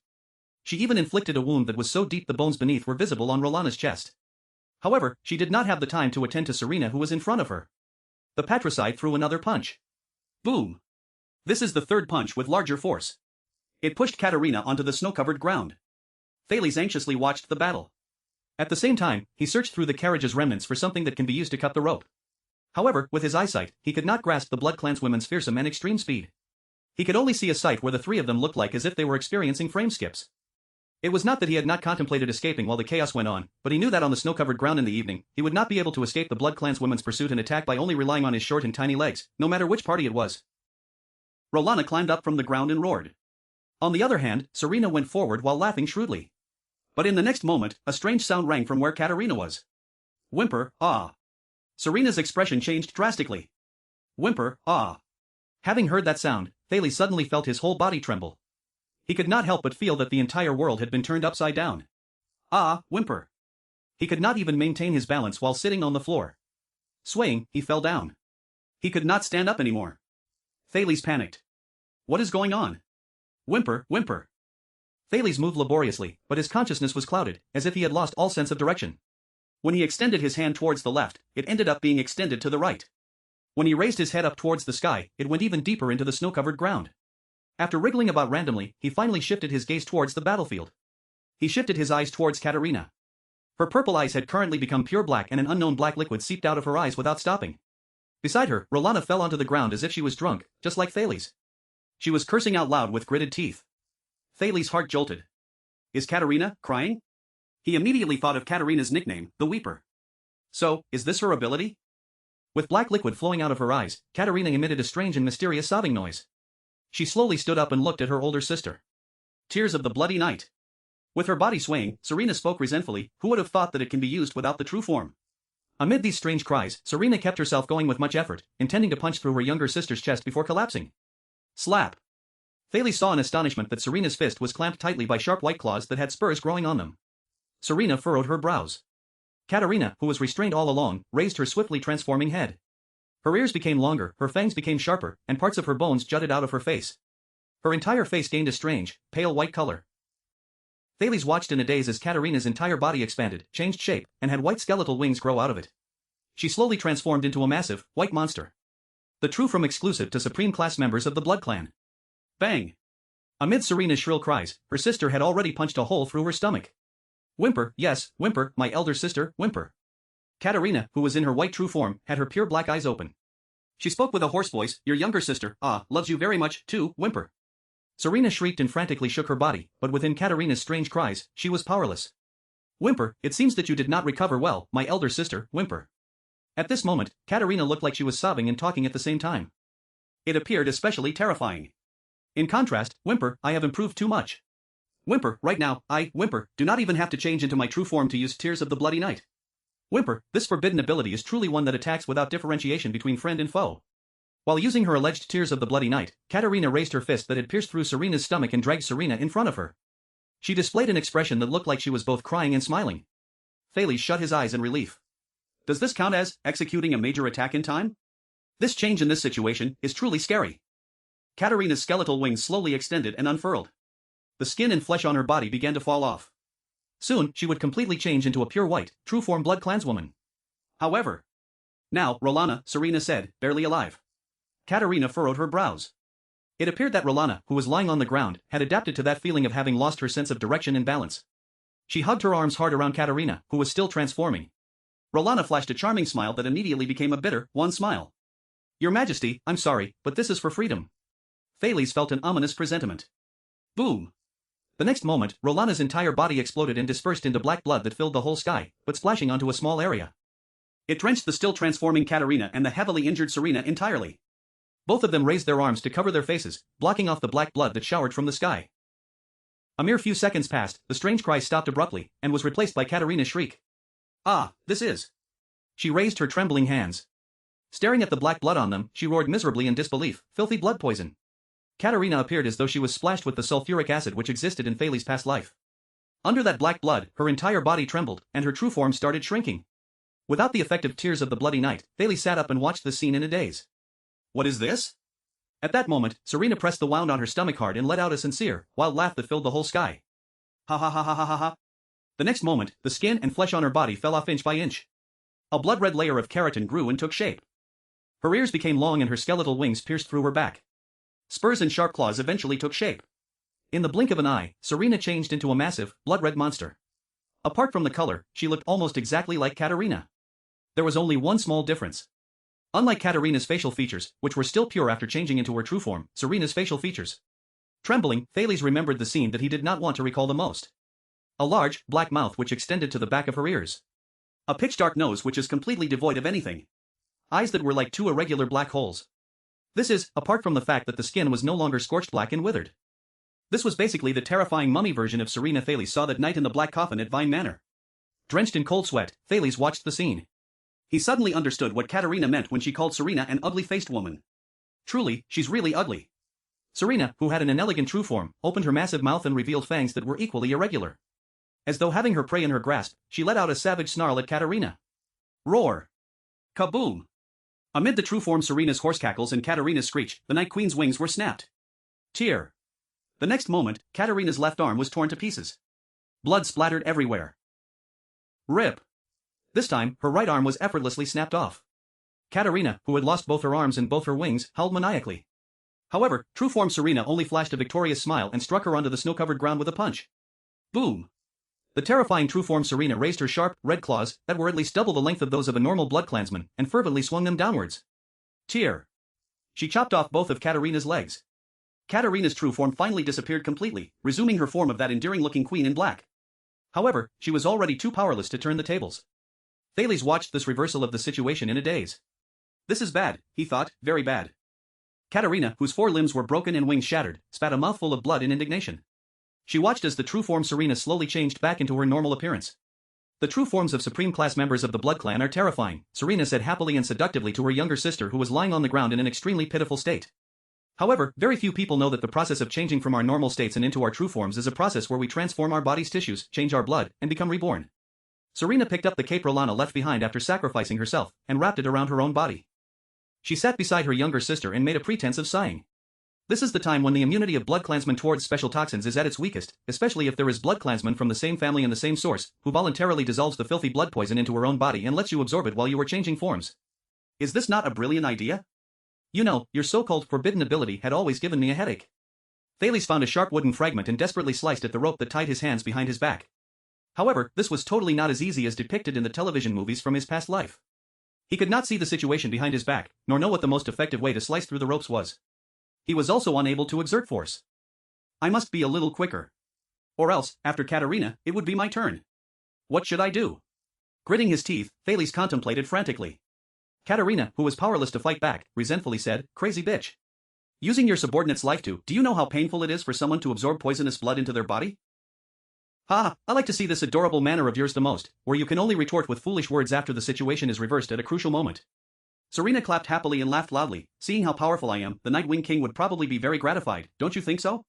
Shut up. The Night Queen, who had lost all advantages, cried hoarsely in indignation and resentment, "You have no right to mention him. You murdered our father. Patricide. Father." Serena suddenly turned her head, and her face was shrouded in a chilly look that seemed to have no end. "You call him father? Just because he bit your neck?" On the ground, Katerina was suddenly stunned, as if she was hit on her weak spot. She then immediately retorted in a frenzy, he rescued us and raised us. Katerina, whose 4 limbs were broken, was filled with hatred. She struggled to raise her head and glare at her sister. He gifted us with his most valuable origin blood, allowing us to possess his bloodline, share his glory, and even inherit his title. He loved us like how a real father would. Otherwise, the 2 of us mere orphans would have died a violent death during those turbulent days of the Battle of Eradication. Thales shuddered violently. Battle of Eradication? Serena moved in a flash. She seized the latter's neck and raised her up. Filled with disgust and derision, the patricide spoke coldly to her younger sister, my naive younger sister, you do not know anything. You only remember the human-shaped doll that he gave you, only remember the love he gave you, don't you, cat? You will always be nothing but a crybaby who hides behind me. Did you think that I do not know what you were thinking? Your thoughts towards him? Katerina's gaze seemed as if it was frozen by something. She watched her elder sister with a gaze full of suspicion. Serena coldly said, every time that man returns to the palace, you were that idiot who was the first one to rush to him, and you would act in a pettishly charming manner. If any simple-minded female servant or dame showed slight affection towards him, you would taunt and jeer at them, secretly oppress them, and make the servants isolate them. The weeper? Half of your tears are shed because you are afraid of me, and the other half are shed because you like him. Katerina trembled abruptly. Yes, I know. Serena said while smiling mockingly, Cat, you not only admired and idolized him. Struggling, Katerina put on a disbelieving expression. Under Thales' astonished gaze, the patricide spoke, enunciating each word, you also liked him and desired him. You loved him deeply. Katerina stared at Serena while trembling. She was lost for words. At this moment, Serena laughed deeply, mysteriously, and insanely. You fell in love with the person who gave you a second chance at life, fell in love with the powerful Nightwing King. Am I right? No. Katerina's brows moved to show her struggle, as if she was immersed in disbelief and pain. Is that not so? Serena said coldly, you wished that you were his wife or his lover, instead of his daughter. As Thales watched the scene, he was taken aback, this is, severe, Electra complex? Thales lowered his head and sighed. And yet, his fate depended on this queen. Struggling, he stood up. Damn. Why do I, every time, in the end, have to save the world, by myself? The heavily injured Katerina started to roar hysterically. And this ugly and shameless feeling of yours, Serena's gaze became cold. She extended her blood-red claws and softly grazed it past Katerina's fair face, let it end now. Suddenly, wait. Serena furrowed her brows slightly and turned her head to look towards Thales. Thales was leaning against the carriage wreckage. He struggled up from the ground and with brows tightly furrowed, looked at the hideous Serena. Under Serena's gaze, he walked towards the black coffin. The legendary anti-mystic equipment, the Dark Knight Black Coffin. I heard that there is a mystic inside here?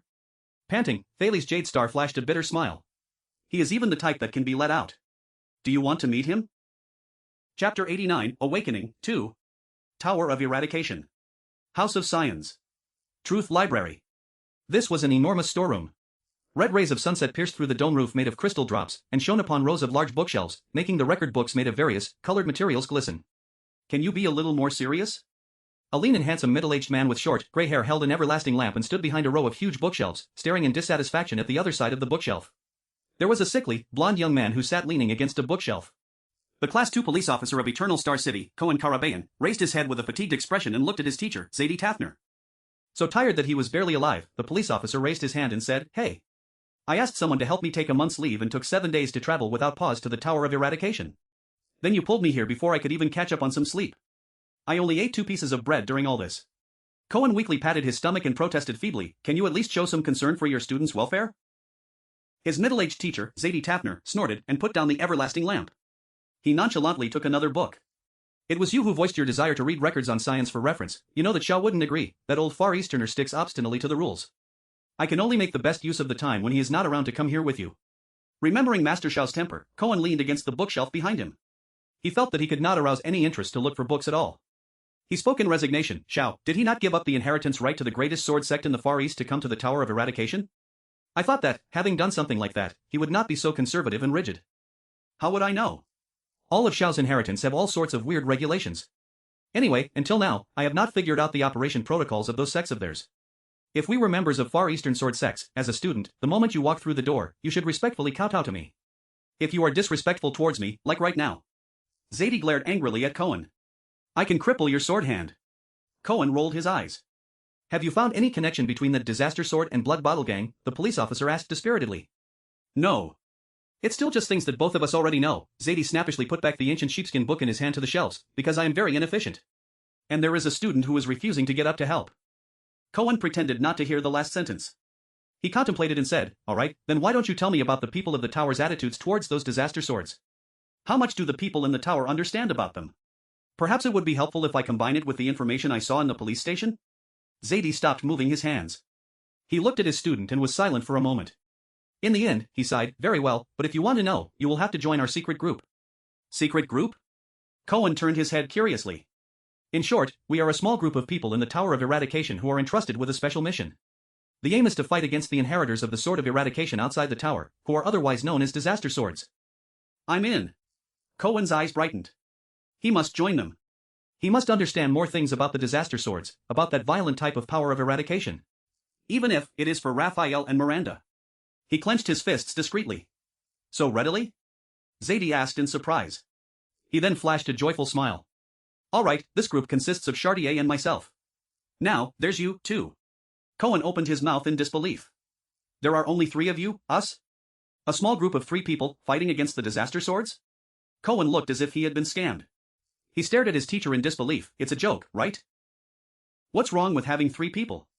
We are, after all, a secret group. We do have an official name. Zadie slapped his thigh and said with an unfathomable countenance, Shao calls us the Purgers. Cohen's expression froze. Purge? To purge the traitors? Then Raphael. However, Chartier thinks that based on Crassus' blood debt, the League of Avengers is better. Zadie leaned his body forward, his expression was serious. And in my opinion, based on the importance of our mission, we should be called. Cohen subconsciously wanted to cover his ears, but Zadie had already uttered the words, the supreme team that will get rid of Crassus and bring the Tower of Eradication back to its glory and revive the extraordinary sword and then rescue Errol. Cohen watched his teacher with derision. I was joking. The atmosphere was too serious. Seeing Cohen's expression, which was akin to someone who had just eaten something disgusting, Zadie laughed loudly and patted his shoulder. But then, he sighed. It's too bad that, until now, our knowledge about that violent power of eradication is limited, Zadie said disappointedly. After all, what was felt when battling with them was not the complete picture of their power of eradication. Cohen also became grim. Is there no result at all? Zadie looked at his student. A few seconds later, he pursed his lips and spoke seriously. No, there are still some results. At least we are aware that the brutal and insane type of power of eradication that originated from the disaster sword, Crassus, is actually an imitation of a mysterious and terrifying power from ancient times. Look, Serena, why don't we sit down and discuss this issue properly? With a smile on his face, Thales looked at Katerina, whose face was full of despair, then at the complacent Serena. You don't have to be so violent. Oh, ah. Serena raised a brow and hurled Katerina away. Bang! The latter crashed into a tree nearby. Struggling, Katerina raised her head. Serena walked towards Thales gracefully. Let it out? She glanced at the black coffin and flashed an enticing smile. How are you going to do it? Kick it with your legs? Thales' heart started beating uncontrollably. Calm down. At least she let go of Katerina. This is the only chance, I must seize it. The Dark Knight black coffin can only be opened with the key that the ruler carries at all times, along with the blood of direct members of the Corleone family. Serena laughed playfully. Which is to say, Katerina's blood or my blood? Katerina, who was a distance away, raised her head with effort and glared at them indignantly. Her limbs were regenerating, but the speed of her recovery was incredibly slow. Forget about regenerating, there is no more hope for a comeback, she thought in despair, in this battle between sisters, isn't there? Thales inhaled deeply. Rolana and the rest must have told you about how Ralph and I escaped from the dungeon in Vine Manor. Serena narrowed her eyes. Trembling, Thales tried his best to create his own story, making it sound more believable. I have a special psionic ability that can be used to break all shackles, why don't I give it a try on this coffin? Thales touched the sharp fragment of wood in his hands, which were placed behind his back. His heart was racing with anxiety. He did not have the ability to slice open the rope. However, cutting himself should not be a problem. Even though the side effect of that power might be a little severe, it was just that, without the help of his hands, could he still successfully lose control? Thales laughed bitterly in his heart. Time to test whether I can deceive her with that if gazes could kill concept. Serena's steps came closer and closer. So, this is your psionic ability. But why did you think I tied your hands up? Lowering her head, Serena laughed coldly and said softly, I asked Rolana down to the smallest detail. Your psionic ability can only be activated when you cut yourself and blood comes out. This is to drive you towards a dead end, Prince Thales. Thales' heart shuddered. Had she noticed this from the beginning? Serena continued approaching him with her steps. That's far enough. Thales shouted, don't come any closer. He had already made calculations. Even if Serena came over in a flash from that distance, she would need at least a second. It was enough for him to activate that on the coffin. I have a piece of wood in my hands. Thales moved his body sideways and revealed the piece of wood. He then carefully and swiftly turned back. He spoke while panting slightly, it is enough for me to cut open my own hand. Do you really want to meet that mystic? He kicked the black coffin behind him. Do you want me to knock on the door for you to wake it up first? A chilly look appeared in Serena's eyes. This brat. Is he betting on whether I will dare to take that risk? My dear Thales. Within Thales' field of vision, Serena stood still on her spot. She suddenly flashed a bright smile and threw her hands into the air. You must have misunderstood me. I did not plan to hurt you at all. For me, a living constellation heir is even more useful than a dead constellation heir, is it not? We have a promise. With each other's help, you will one day be crowned king, and I will regain my throne.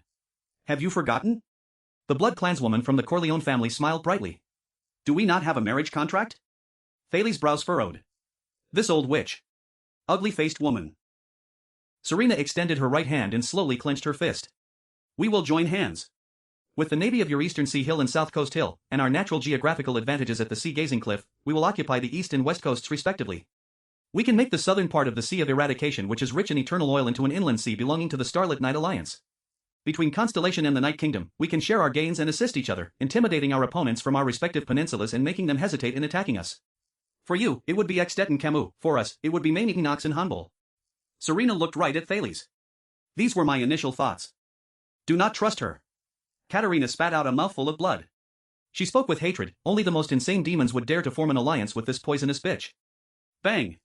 Serena laughed coldly. She casually threw a snowball which sailed at a rapid speed. It hit Katerina and incapacitated her.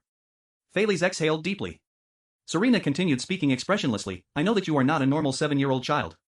You have a maturity and wisdom that exceeds those possessed by your age. You would know that my idea is plausible. She extended her hand at Thales. We are allies. Thales lowered his head. Allies. Hey.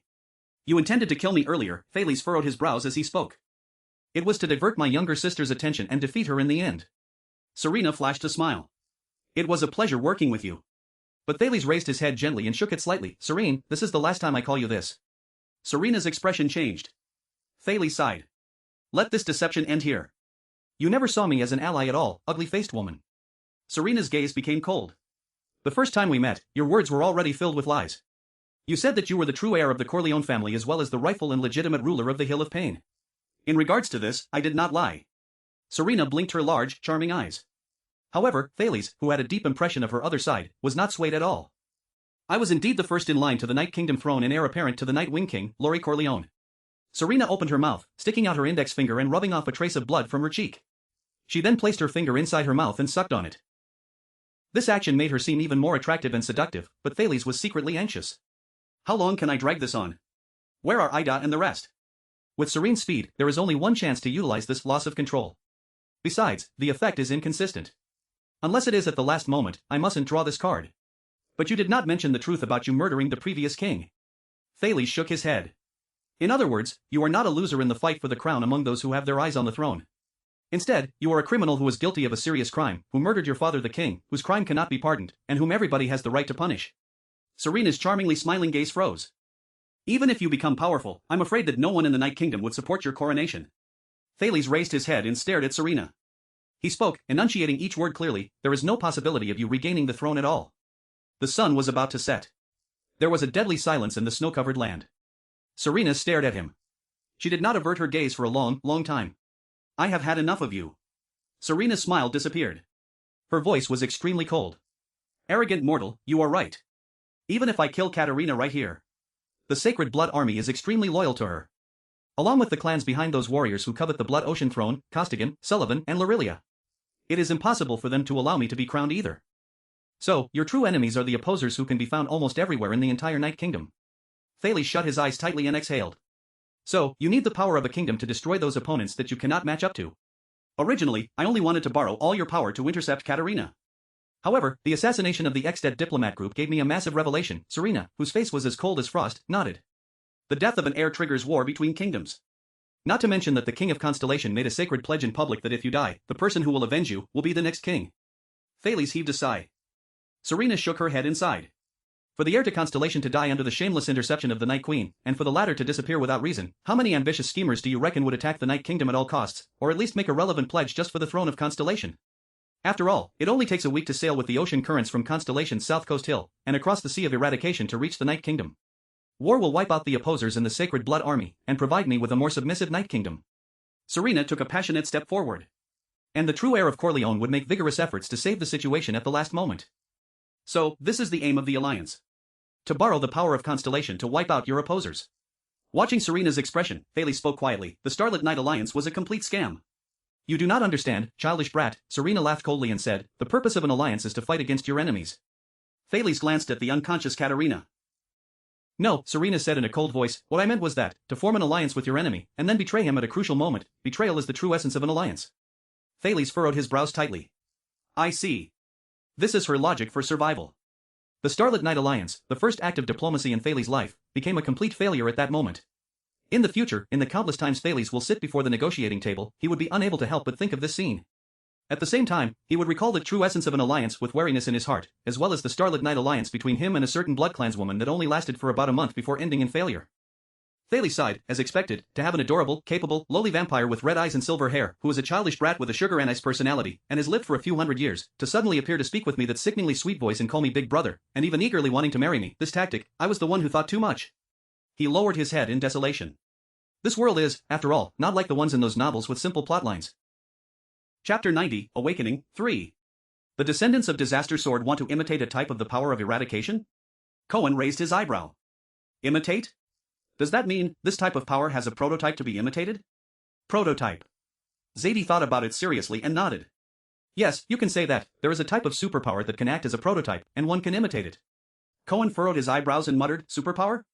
The police officer said in a puzzled tone, this was how we addressed the power of eradication a long time ago.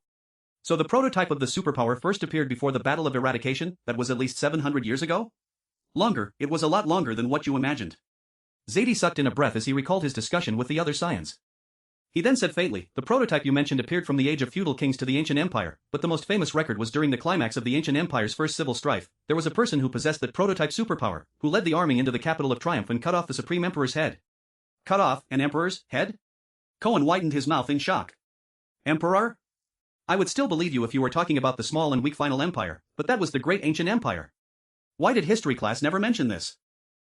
There was more than one time where an emperor was attacked by assassins during the two dynasties of the empire, and there were only 2 successful cases.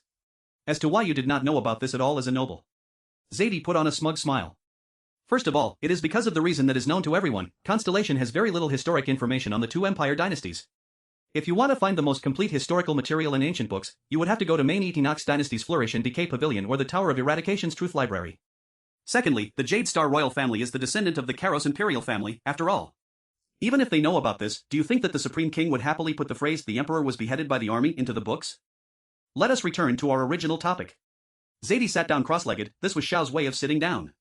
Compared to his other method of sitting on his heels, Zadie felt that this sort of Far Eastern manner of sitting made him feel particularly like an expert, and he patted his saber.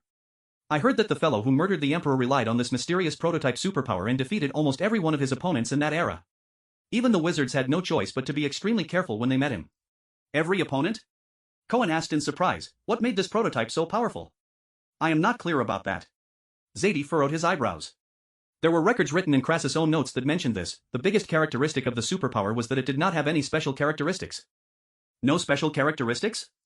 Zadie spread his hands and said irresponsibly, anyway, that was what Crassus had written over 100 years ago. It does not seem right. Cohen furrowed his brows and said skeptically, if this sort of superpower was indeed so powerful, would there be no one who would compete to learn and master it during the past 1,000 years, making it the most popular power of eradication now? Right, why was it not circulated widely? This is the strange part. Zadie had a mysterious expression on his face, as if he wanted Cohen to ask him about it. We have clarified this point. Cohen raised an eyebrow and crossed his hands in front of his chest, refusing to ask Zadie. The corners of Zadie's mouth curled up and he furrowed his brows as he stared resolutely at Cohen. But the latter was still showing no interest in knowing, as if he came to the library only for a stroll and to listen to a story. Finally, Zadie rolled his eyes at Cohen. He still could not resist the urge to pour out what was on his mind and said resignedly, Crassus' notes were quite vague, but only the information on the awakening and increase of levels for this power were recorded clearly. That was the research done by him and another scion at that time. Cohen stared at him, filled with curiosity. Zadie opened his mouth and quoted a phrase that sounded like a verse from the Far Eastern countries, experience life or death to become extraordinary, experience living and dying in order to scale a peak. Cohen widened both of his eyes and his mouth, then shook his head twice. I do not understand. Zadie sighed. Our usual power of eradication, including the 4 main original superpowers, all have to rely on our sword style that never faded away as well as combat practices to be awakened. But this type of prototype cannot be awakened through practice, and it is also unable to have any sort of increase in power based on our proficiency with it. Zadie narrowed his eyes in an enigmatic manner. As a power of eradication, only when its wielder is in grave danger and is about to die. Would it have a slight chance of being awakened? Cohen widened his eyes. Experience life or death to become extraordinary, experience living and dying in order to scale a peak, it can only be awakened in situations where its wielder will most certainly die. The wide truth library was filled with silence. Cohen widened his mouth in disbelief only after 3 seconds had passed. It cannot be real. So those who had this prototype power of eradication are all. Yes. Zadie furrowed his brows tightly together and spoke a few words in doubt and confusion. People who experienced death. Cohen touched his abdomen with a ghastly expression on his face. There, on his abdomen, was a wound which had been formed when he was pierced by the disaster swordsman of Blood Bottle Gang. It was seemingly throbbing in pain. Zadie looked perplexed when he said, the awakened who had this prototype power of eradication were the small handful of lucky ones on the battlefield. They had to suffer fatal injuries to be able to awaken, and I guess that more than half of those awakened died from their injuries not long after they experienced their awakening. Let's say, for example, your throat has been slashed, but you do not die immediately and such a power is awakened within you. Then, you would have recuperative abilities comparable to a dragon's. You would be able to stand up, alive and kicking after all of your injuries are healed? Cohen's brows were wrinkled together. It does not sound like something a human can do. The police shook his head in disbelief, he could not understand the meaning of this power. But at the end of the day, it did appear, his teacher hung his head and said. I still have another guess that Xiao very much agrees with. Under Cohen's gaze, Zadie held his breath and slowly relayed his inference. The stronger the people are, like those in Supreme Class or Super Class, the terms and conditions for them to upgrade this power of eradication would be harsher. The deadly situation needed would be even more brutal, and the mortality rate would also be higher. That was why Crassus thought of imitation instead of copying it down to the very last detail. Cohen sighed. I guess, that sort of frantic and ruthless vibe was a residual effect of this power, which courts death. Zadie nodded. That was the reason why even after the lucky ones survived and obtained the power, they still had to go through even more devastating deaths again and again if they wanted to increase their level and become stronger. Very few people survived, the others were. Zadie sighed. Thus, it is absolutely impossible for it to circulate in a large scale. Do you not think that it is very contradicting? Cohen raised his hand and objected from the floor. If you want to awaken that power, you must seek death. If you want to become stronger, you must also seek death. Then, what is the purpose of me practicing this power of eradication? Becoming stronger is not necessarily just for surviving. Zadie Tafner, the Tower of Eradication's Supreme Class Scion, chuckled. Do not underestimate a person's determination in pursuing power and becoming a powerful person. Was Disaster Sword Crassus not an example? Why do you think he wanted to imitate this highly dangerous power of eradication? Cohen furrowed his brows. Power? Become stronger? Raphael, what is your purpose anyway? Cohen touched his head and thought of a question. Other than that person who murdered the Emperor, are there any more records of the others who awakened? Who is the first awakened in history? Did I not tell you? Zadie scratched his head gracelessly. If Director Lorbeck was here, he would recognize that this head-scratching motion was almost exactly the same as Cohen's. We flipped through every ancient book. Xiao even went to main Equinox Dynasty's Flourish and Decay Pavilion. The first suspected record appeared during the Uncivilized period, during the Iron Blood King's world-famous Mankind's Final Defensive Line. A 16-year-old soldier who was seriously injured awakened to a type of superpower that could not be upgraded, and he became a laughingstock for a while. The second record appeared during the Age of Feudal Kings, before the Holiness Exorcism campaign. There was one 18-year-old ordinary class infantryman who came back alive from the Orcs' tight encirclement. He then mastered the superpower and became a supraclass. Cohen scratched his own head. I guess, apart from experiencing death and also the fact that they were all very young, you have not managed to find anything else, right? Zadie stared at him for a really long time. No, we did find something, Zadie muttered. All of these people shared a common characteristic. What common characteristic? Cohen's spirits were immediately lifted as he widened his eyes. Zadie gave him a mysterious smile. The two people mentioned just now fought against the Orcs. It was before a period of time when mankind and Orcs went into battle where they would awaken to this prototype superpower. The crucial point is right here. Wait a minute, you. Cohen looked at his teacher's evil grin and recalled his teacher's horrid interests. He became wary and could not help but gulp in difficulty. I recognize this expression. One person was within the tight encirclement, another was on the defense line. The police raised both of his hands and crossed them in front of his chest as he made an exaggerated defensive motion. He continued to furrow his brows tightly. Are you going to say? Zadie raised his eyebrow and stared at him.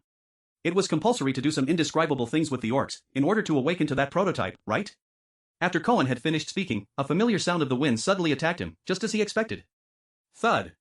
Cohen raised his hands proficiently and blocked Zadie's hand strike. Cohen snorted and laughed. As expected, the same move used twice would be ineffective against me. Slam. Cohen's face went pale as he placed his hand on his abdomen. He stared at the scabbard in Zadie's left hand in disbelief. This guy actually cheated. What have you been thinking all day long? Zadie pulled back the scabbard he thrusted out and said exasperatedly. In the West Line battlefield, the soldiers were all crude and large. Cohen rubbed his abdomen in pain. You had to be proficient with some of their nonsense in order to blend in. Back to the topic. Zadie said, exasperated. Cohen gave a dispirited smile and sat back up again. Remember the fellow who beheaded the emperor? We have records on that person who murdered the emperor. Zadie sighed. He was also a knight and a Northlander. Cohen looked confused. Zadie narrowed his eyes. The knight whom he served as his master already died when he was still a page. All along, no one taught that he was the person who murdered the emperor. Cohen shook his head. So? Zadie exhaled. That person who murdered the emperor only learned a basic sword style. Under Cohen's curious gaze, Zadie's eyes shone with a bright light. The ancient sword style to defeat the orcs. The sword style that is the origin of superpowers. Cohen came to a realization as he widened his eyes in shock. They could not have been any wider. Zadie gently held onto the hilt of his sword and said, the Northland military sword style. Thales lifted his head. If I die here, war between Extet and Constellation would certainly erupt, he said steadily and calmly. Constellation would be too busy to care for itself, let alone travel across the ocean to invade your country. 200 years of prison life taught me one thing. The vampire lightly pulled her cape tighter around her body, making her curvy figure even clearer and more alluring. However, her tone was very scary. The greatest wealth is the power in my own hands. Do not underestimate the temptation of power, Serena said indifferently, it can turn people crazy. Do you know how many casualties this will cause? Thales asked calmly. Serena seemed like she was grieving when she sighed. Yes, all those precious lives and blood sacrifices, but it is as a Far Eastern saying goes, the great general will achieve outstanding battle achievements on 10,000 dead bodies and skeletons. Thales lifted his head and his gaze was filled with determination. Lives are not toys that you are allowed to simply knead and play around with, ugly-faced woman. Do not call me that, I will get angry, Serena said quietly. Thales ignored her. You do not have the right, no one has that kind of right. Too bad. Serena's eyes sparkled with exotic colors. Since ancient times, many people have had this kind of right. Just as Thales was about to continue speaking to delay time, Serena decided not to bother wasting her breath on him again. In the next moment, she only said one sentence slowly, I finally succeeded. In his heart, Thales was puzzled. But he understood it shortly after. He suddenly realized to his surprise that he was unable to move a single step. Thales suddenly broke out in a cold sweat from fear. What is going on? Thales wanted to use a wood chip to cut off the rope tying his hands, but even his fingers were stiff. Generally speaking, my halting gaze only requires a few seconds to take effect on weak people. Serena walked nonchalantly towards Thales and took away the wood chip in his hand under his shocked gaze. But you are indeed a real descendant of the Empire. It took me such a long time to freeze you. Compared to my younger sister's power, this is not really a useful power in battle. Serena sneered. Why was I wasting my breath? Did you really think you were the only one who was stalling for time? Serena said coldly, every second that I have to speak with you disgusts me, little shit. Thales' face was pale as he stared at Serena, but his neck was extremely stiff. Serena smiled faintly. Are you ready to welcome your death? Second Prince, how did it become this way? Thales could slowly move now, but he had already lost his trump card. His heart was filled with incomparable remorse. If only I had, no. He suddenly came to a realization. It is still not too late now. Thales clenched his teeth and squeezed out a few words from the gaps between his teeth. Ugly-faced woman. Serena no longer concealed her expression. She blatantly revealed her hatred and disgust. Damned little shit, I really want to suck you dry. Thales suddenly had an idea. Right. Quickly, come and suck my blood. If that is the case. Serena's face got closer to him, and she sniffed him deeply as if she was smelling a delicacy. Her long lashes scraped his eyebrows. Yet, Serena did not do as he wished. No worries, I will not let you bleed and allow you to use that psionic ability, such a shame, isn't it? Serena caressed his face and slowly blew air into his ear. But still, I have spoken the truth, your blood is really nutritious. The next moment, Thales' neck was forcefully gripped by Serena and he was lifted up into the air. Why is it this again? Thales cursed in his heart. He was not able to breathe once more. Serena sighed. Do you really think that I like to disguise myself as a little girl who cannot speak properly, and that I like holding back my disgust towards acting like a spoiled child in front of you? In the blink of an eye, Serena's gaze became cold. Or maybe, you thought that I would be really patient and wait for the day you become king. Then, I would wait until you become old and graying to give me a team of mercenaries, which would be of no use in restoring my throne. Her grip became even tighter. Serena? Little girl? How dare you address me like that? I have lived longer than the sum of all your ancestors' lives, she said fiercely, almost crushing Thales' throat. For your rudeness, she said coldly, I will let you taste the pain of being on the verge of death. Thales kicked his legs in pain. But, his hands were still tied firmly together and they could not even put up an effective struggle. I have gone too far, he thought in pain. A very long time ago, Hestad told me that there was a Darkhan from a tribe who was proficient in battle, and he once said something like this to his best ally. Serena stared at Thales' struggles nonchalantly while she said coldly, for the sake of our former friendship, I grant you a death without bleeding. Oh. That silly get-thrashed sword style, which fell into ruin over the course of a few thousand years? Cohen placed his fist on his palm in realization. I thought no one ever practiced it again ever since the Quaker's Holiness Exorcism campaign over 3,000 years ago, which was during the age of feudal kings and after we thoroughly defeated the orcs. Be more respectful. Zadie said sternly. Even though many of its sword moves, which had the initial purpose of resisting the orcs and great dragon, seemed childish and ridiculous in the subsequent wars, the Tower of Eradication Scion stood upright before Cohen's eyes, then seriously and solemnly said, it was after all, the origin sword for superpowers. Since all four main original superpowers were born from this, it would not be impossible for it to give birth to a fifth foreign type. Wait a minute. Cohen came to a realization and furrowed his brows. According to this, we can already deduce the necessary requirements for such a prototype power of eradication to be awakened? Yes. Zadie nodded seriously. Firstly, you must be very young. Maybe above 12 years old and below 20 years old. Also, you cannot have awakened to any form of power of eradication before. Secondly, you must have completely inherited the foundation of the Northland military sword style. Next, and this is the most important part. You must experience death, but you cannot die immediately. Finally, you must have, what you said, a powerful recovery ability that is comparable to the great dragons, to come back alive from deadly injuries to ensure that your awakening is not the last scene of your life. And then, you have to repeat the entire process again. The Scion lifted his head and took a look at the sky outside the window. The sun had almost set. Zadie recalled the figure who carried his sword in silence, and also the oath he took when he left. I will find that power. No matter how difficult it is, and what kind of price I have to pay. If this is the path that has been set before me. Zadie Tafner lowered his head and sighed. But this is absolutely impossible. After a long period of silence, Cohen's expression was serious. He was not impolite this time around, but he used honorifics as he spoke. Teacher, does this prototype power of eradication have a name? Zadie paused for a moment before he slowly nodded. Yes. That person who murdered the Emperor gave it a name. Cohen's expression became grave. What is it called? It is related to the legend that you are very familiar with, having heard it for many times, Zadie said faintly. It is about death. It is the legend of the Bright God Church during ancient times. After people die, if their souls could not return to the kingdom of God, they would then go down to hell. At the gateway of hell, before the Seven Kings' residence, a dangerous and scary river would flow. Above the river was a crafty ferryman who rowed his boat all year long. He was in charge of receiving and guiding these souls of the dead. That river is called Hell's River. Cohen secretly trembled. That was the story he heard from his mother, teacher, and even servants since he was young. Maybe, that is not just a legend? So, when you see Hell's River, you also see death. However, the person who murdered the Emperor believed that, inevitably, there would be some people possessing souls that not even Hell's River would be willing to receive. The ferryman of Hell's River would then send those souls back to the human world. They had seen Hell's River, but returned from their deaths. Cohen widened his eyes. Zadie enunciated each word clearly. Therefore, the power of eradication obtained by coming back from death was named by the person who murdered the Emperor as the sin of Hell's River. Thales was struggling against the rope binding his hands. His blue lips were trembling as he resisted powerlessly despite doing everything he could before this unmatched power. Goosebumps rose on his skin due to the great pressure. His bones were chafing ruthlessly against each other due to his tight joints, and blood flowed to the surface of his skin. His heartbeat became increasingly faster as his heart throbbed under great pressure. Stars and darkness emerged before his eyes as his vision slowly faded away. It was as if there was a huge layer of glass between the air in his nose and mouth, which was stopping him from breathing. His gray eyes trembled as he watched Serena's grip become tighter and tighter. Thales was still struggling as hard as he could. His legs would not stop kicking as he wanted to struggle free of this dark and despairing shadow of death. But things became increasingly darker before his eyes. Until he lost his vision.